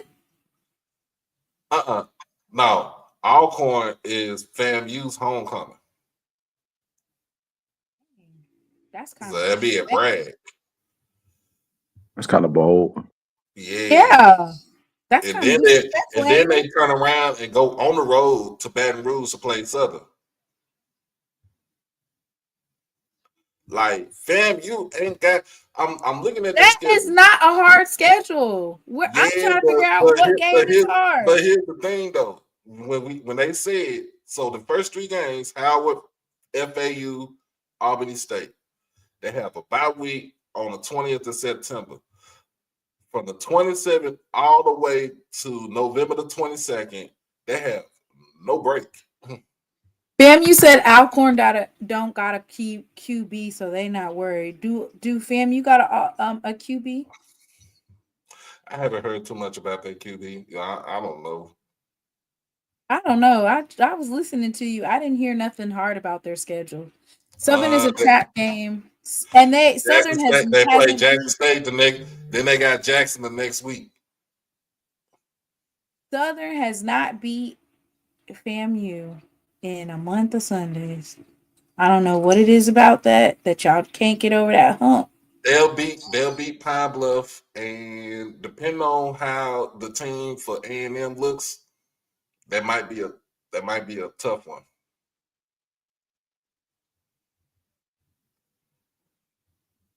Alcorn schedule will be rough for them. Yeah, so the Alcorn schedule, when I looked at the Alcorn schedule, what I saw was that all of Alcorn's games that matter on the West are home games.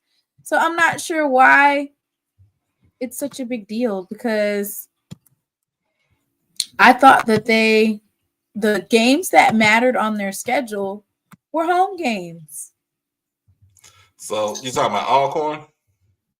Yeah, the Prairie View game. Oh yeah, it's on there.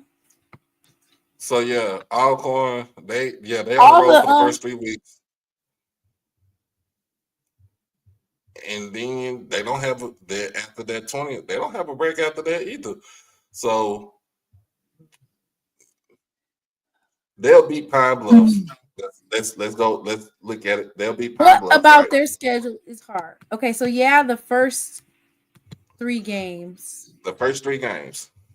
Yes, but so they always have those type of non-conference games. So I think they can beat They'll beat Northwestern State, Alabama A&M. This is a non-conference game for them.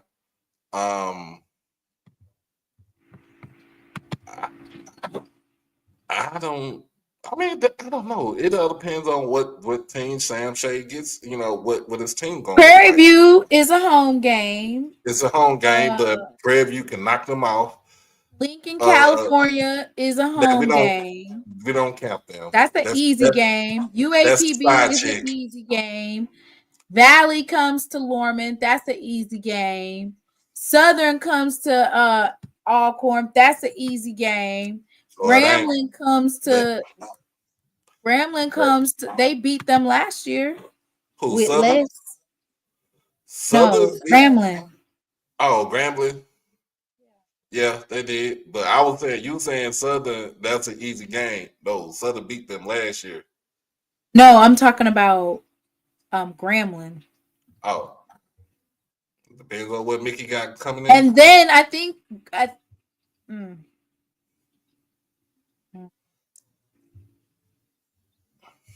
Well, in a sense, we won't know until rosters are finalized. Southern is at Spinks Cassim Stadium in Lorman. Yeah, but Southern beat them last year. No, I'm just telling him that all of the games that matter, they have home field advantage.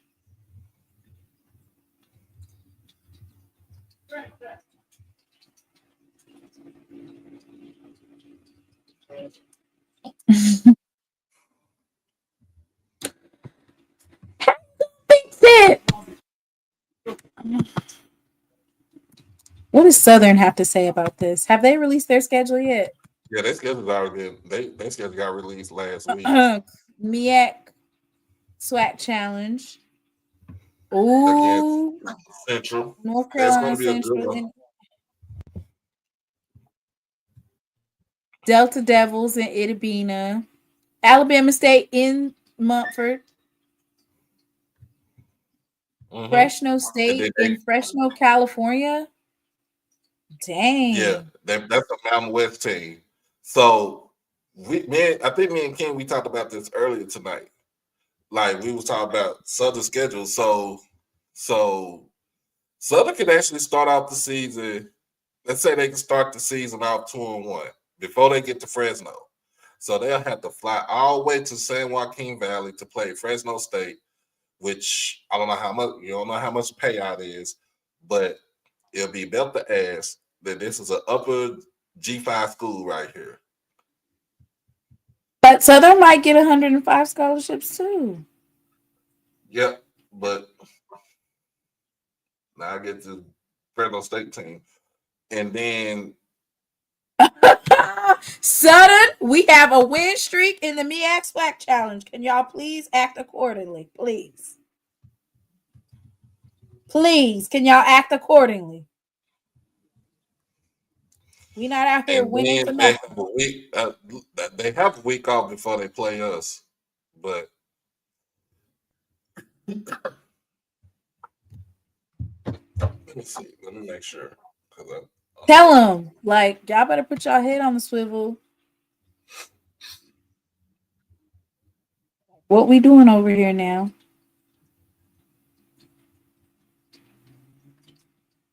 Yeah, they got a week off before they play us, so they'll give the time to rest before they play us on the 27th. Yes, give them time to rest. Give them time to rest. Absolutely not.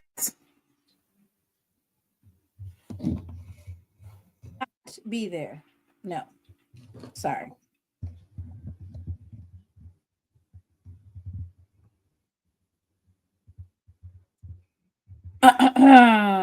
You coming to the Bluff? No. I'm going to Vegas and the Celebration Bowl. That's about it for me. Ain't nobody going Celebration Bowl. Celebration Bowl. Let me see. Celebration Bowl, Vegas, and I went to 4 HBCU games last year. Celebration Bowl, and let me see where else I can. You went to the family game last year. Yeah, but I'm not going to that one. I ain't even gonna hold you. Not happening. Oh, I was saying what you where you went last year. Oh, I went to the North Carolina Central versus Alabama State game. OBC. The Orange Blossom Classic, and I went to FAMU versus Jackson State, and I went to Alabama State game, which I love the way that Alabama and in Jackson State play. I really love the way that they play each other. But it's so close to the Vegas trip that there's no way in heck I'm going to be doubling both of those. Nope. Not in this lifetime. Mm-mm.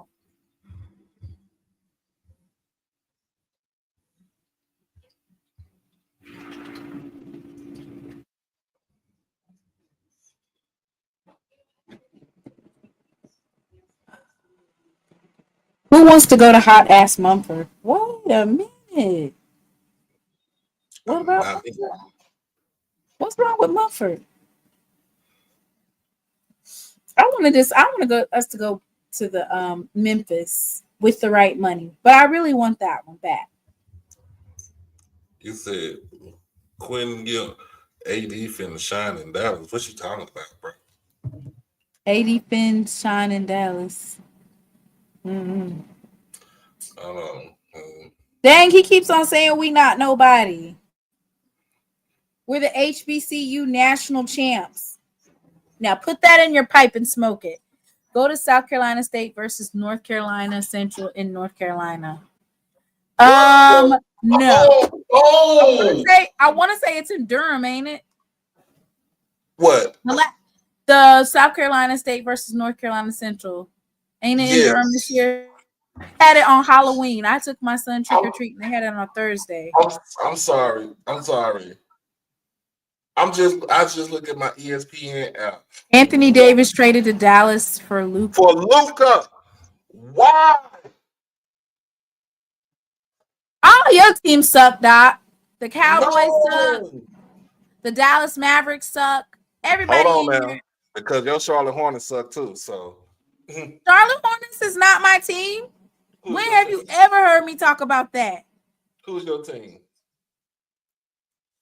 Not the Charlotte Hornets. Like I said, the Dallas Cowgirls are terrible. Now you done messed up and you done lost. How you gonna here? Let's play this for you. This is in all of Dallas sports. We still made it big time, Willie.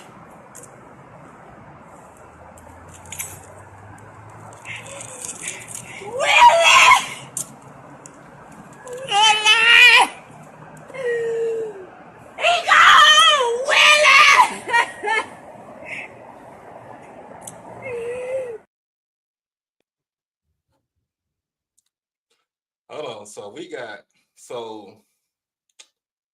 We keep Kyrie. Nobody even like playing. Who? Nobody. We keep Kyrie, and we. He's always getting left off bad and bougie. Bad trade for the Mavs. Only a 2029 first round pick. 2029 is diabolical. You have to wait a long ass time for that. It all depends on how the Lakers do too. So really, in a sense, the way this is set up, because the way this is set up. I'm just saying the way this is set up for real is Luka's going to be the next man up after LeBron is gone.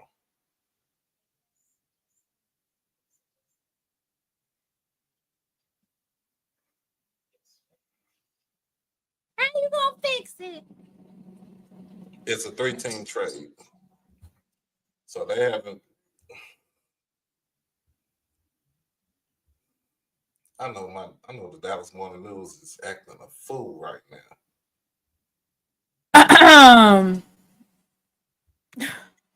LeBron ass riders, exit the chat. Go ahead and exit the chat. If you are a Dallas Cowboy fan, exit the chat. Exit the chat. I want it.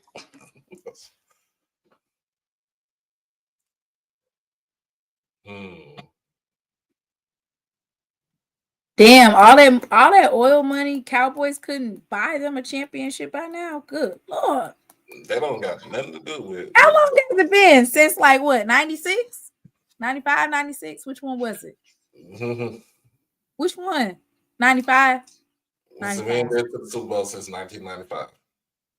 Yep. I was living in Austin, Texas at the time. What you doing in Austin? That's what I was thinking. I used to live in Austin, Texas. How long? But my point was until I was like 9, I stayed there. But yeah, my point is, yeah, like what's going on? What happened?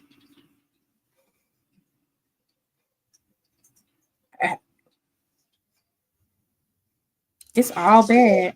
Hey, Uncle Fred, they gonna put all that blame on JJ Redick. Who agreed to this trade? Why do y'all guys always get the bad end of the stick?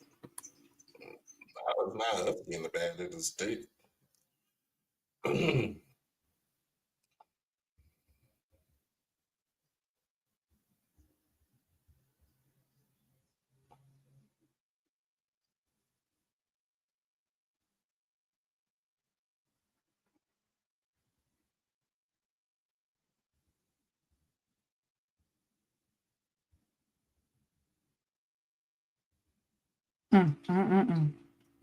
How you gonna fix it? How you gonna fix it?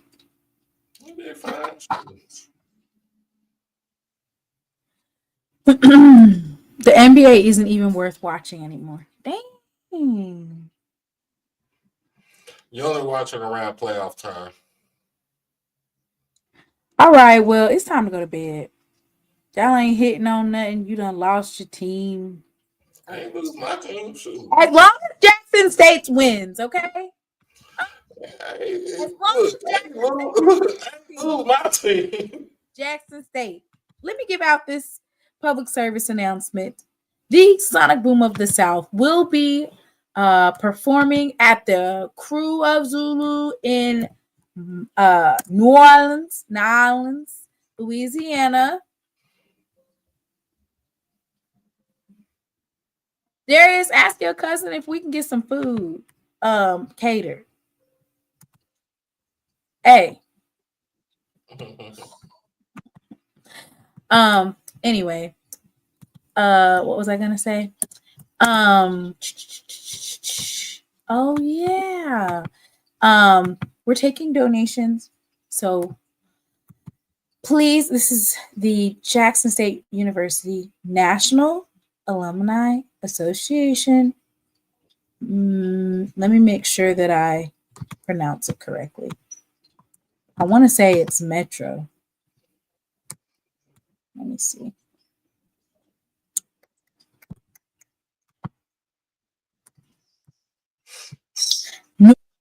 Metro alum. Yes, there it is. So I'm going to drop that link. You go ahead and click it and make a donation to help feed. If you love the boom like you say you do, if you love the boom, then feed the boom. They trying to eat good. Oh, I know they're going to have some gumbo or something. You think they're going to have some gumbo, Doc? Where? In New Orleans. It's New Orleans. It's gumbo. Jambalaya. I went to New Orleans and I went to this little breakfast spot. I don't know where it is. It's like yeah. And they have these fried green tomatoes. Oh my god, they're so good. I did eat that. I think I ate some of that. That was good. I don't know what the Honda attendance was 60. It was right under 60,000. That's a lot. Yes, that band culture is a fool. Like, if you really want to make money, like really make some money, and you really think about HBCU space and who's really making the money, it's folks who cover the bands that's making the dollars. Yeah, nephew, where you at? Yeah, I guess he at work. Yeah, he's up and coming, but go eat at Tilly Wing Spot. Tilly Wing Spot. What kind of wings they got? Lemon pepper? What flavor should we be trying? So what's the next thing on the list right now? Hey, nephew! Hey, y'all still on live? We talked you right on up because we was just talking about the Honda Battle of the Bands and how there was like almost 60,000 people there. Crazy, right? In LA. Oh, they had some people show up. It was almost 60,000 folks out there. Hey, whoever their promoter is, that's the type of promoter that we need, okay? That's what we need. Oh, well, we need Honda.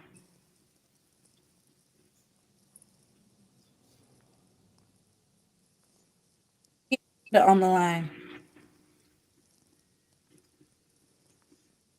So I heard y'all was talking about the schedule for 2025 season. What do you think about our schedule, nephew? Don't you love it? I'm 6 gonna say home games, including SWAC championship, ain't it? I'm gonna say what we said last year. Win, Win! win, win, win, win. Didn't I predict that? Wasn't it funny that I predicted that FAMU was gonna go 75? Wasn't it funny how me and Timona predicted we was gonna win the Celebration Bowl? I'll do we go win the Celebration Bowl. No doubt in my mind that we was gonna win the Celebration Bowl. Oh, but we're delusional. They're delusional. Delusional. They're delusional. Y'all are delusional. Yeah, I'm It so sorry. looks My back hurts. well. We can get up off here, and I'm gonna play my favorite gospel song, and that'll be your word of encouragement. I I had some actually have good a days. request. Yes. Hmm. It's not, Play. I'm not gonna actually play it. You have to sing it. Oh, I ain't got no good singing voice in that mind. Oh, Y'all need to live. hey, Miss Whitley. Hey, Miss Whitley. Oh, Okay, we're hey, dreaming. Timona. She want us to go on the schedule again. It's gonna be the same. Win, win, Hampton, win. win. If we get 105 scholarships, we winning against USM. USM, maybe gotta wait and see, but I got faith in my Tigers. Who else? Tuskegee, belt the ass. Who else? Southern, belt the ass. Sudden, Who else? sudden. That's like playing a D2 game. Bama State for homecoming. Oh, that's that get back right there. That's a super belt Get that back, right get there. back. That's that get back game right there. Yeah, you got to get double get back because we already got them back one time. Do we have to get them back again or something? That's when you gotta put folks in the cut. No, that's that homecoming get back. Nah, this when you gotta put folks in the cut. And then after that, Viva Las Vegas. Oh, You know I how gotta. disrespectful that is to schedule somebody for homecoming? I gotta book my. Then we do it twice, 3 times in a row with these folks. 2021, 2022, 20, yep. 21, 22. we beat them. 23 we lost this year. That was a fluke. That was a fluke. That was a fluke. And then in 22, they scheduled us for their homecoming. Their very first homecoming that they had. That was boom coming. Boom coming. So basically, they disrespected us first. Yeah. Is that the year with Dion? Now, why would y'all do that? Yeah, that was, man, we went down there. So in 22, we beat them. It was their homecoming. And that but was, you know, remember that was State's homecoming's not as like, it doesn't have as much weight and significance as like other schools because they normally don't have. Their homecoming was the Turkey Day Classic. Right. So that was the year he ain't SWAC. Yeah, I'm just so ready for football season this year. What? We gotta still win basketball. Honda was at LA this year. Speaking of basketball, can we give a round of applause to Miss Margaret Richards?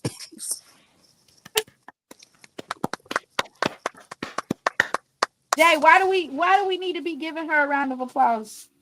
Go ahead. Well, we're halfway through SWAC schedule. If I'm not mistaken, she's 7-2 now, right? That is correct. So for a first-year head coach to come in late, barely had time to recruit a roster that she really wanted, and now we're 7-2. I think AD cooking right now. We're gonna let him cook. Let him cook. Let him cook.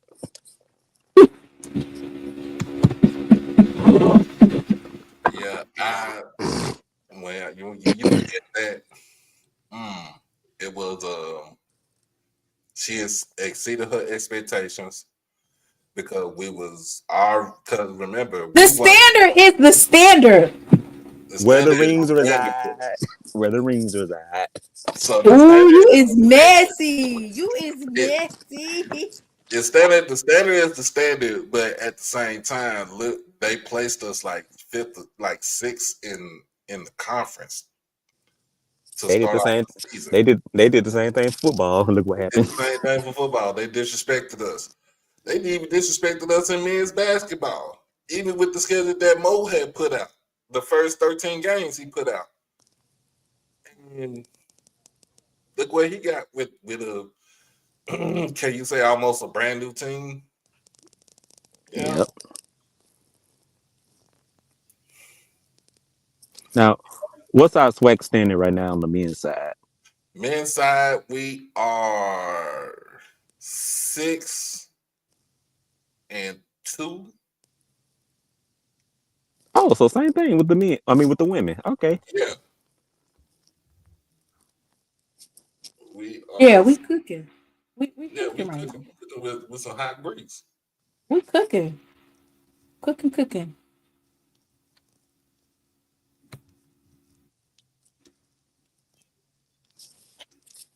So about the boom in Zulu, Yeah. I'll be making my donation as well soon. Jaya, yes.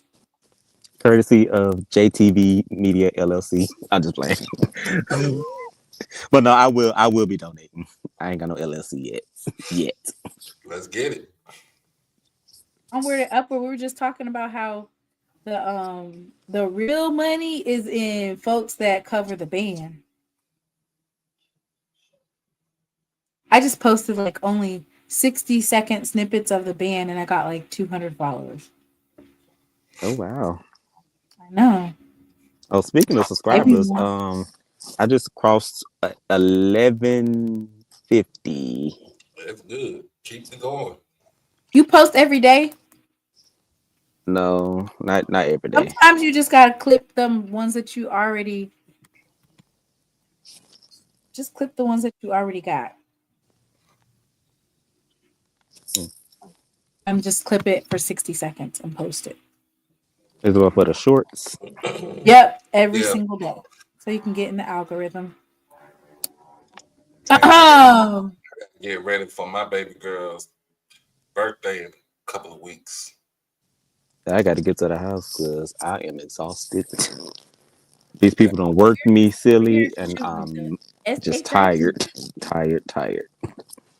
I've had some good days. I've had some hills to climb. And I've had some chicken to kill. Oh, wait. Oh my gosh. Hey, have you seen anybody getting deported? Or is that kind of a rude question to ask? But have you seen anybody getting rounded up? Well, besides that article I sent you a couple of weeks ago, I haven't personally seen anything happen. Yeah, I ain't personally seen nothing, but I know there was some over here in my area. Shut up. I haven't seen nobody get rounded up. I seen them folks over here in Metland looking for people, but I haven't seen anybody actually get rounded up. I think maybe Trump is exaggerating on how many folks is getting deported. I don't know, but I know it was. Look, we got chicken feet, chicken legs, chicken thighs, chicken wings. We got all of it up here. We That's got it why I'm all. eating pork chops tomorrow.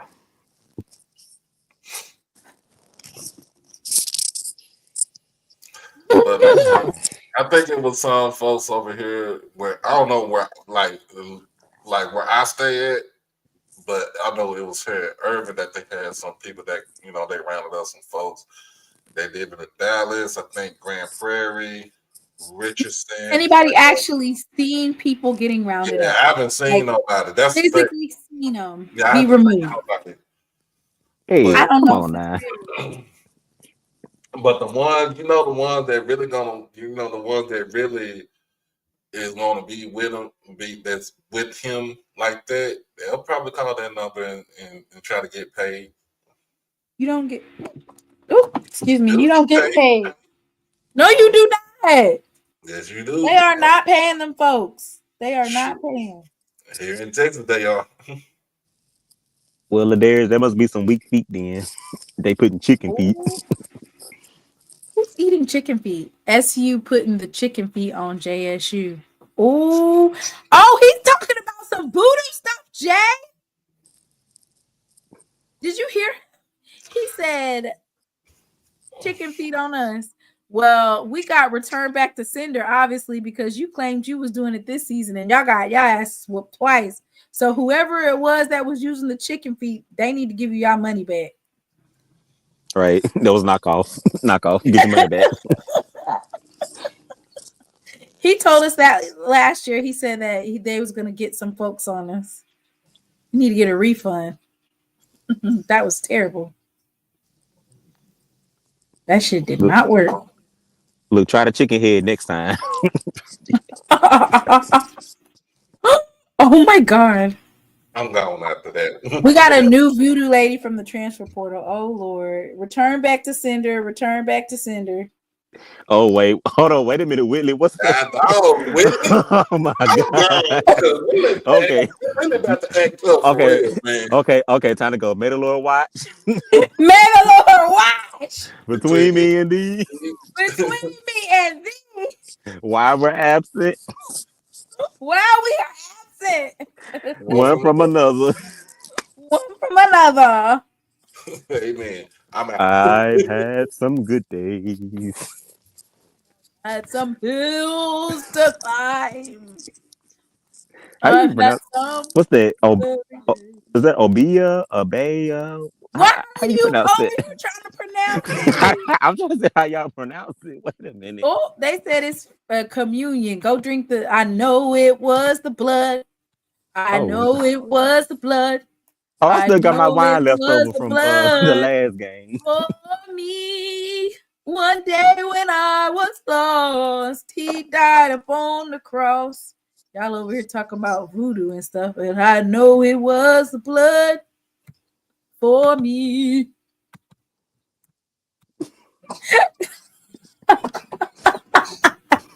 I can't stand Whitley. Oh my God.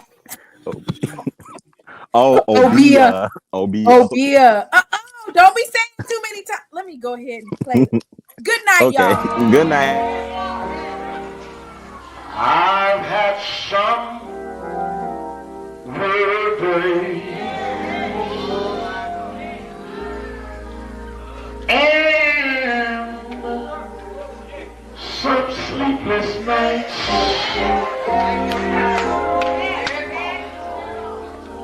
But when I look around, and I think things over, all of my good days outweigh my bad days.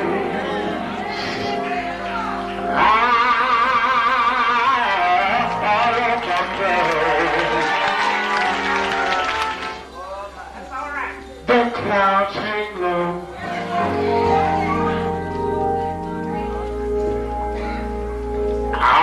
hardly see the world. I ask the question, Lord. Lord, why so much pain? But He knows one thing for me.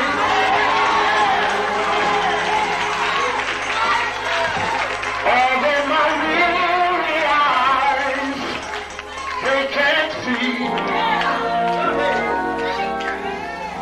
so I'll just say, thank you, Lord.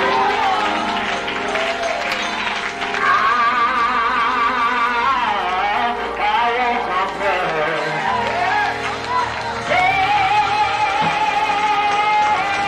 But He is so good to me. He's been good to me. More than this world I could ever be. He's been so good.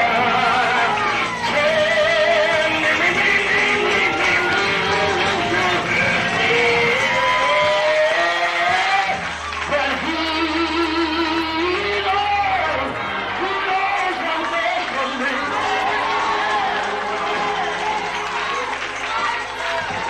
Although my weary eyes, they can't see, so I'll just say,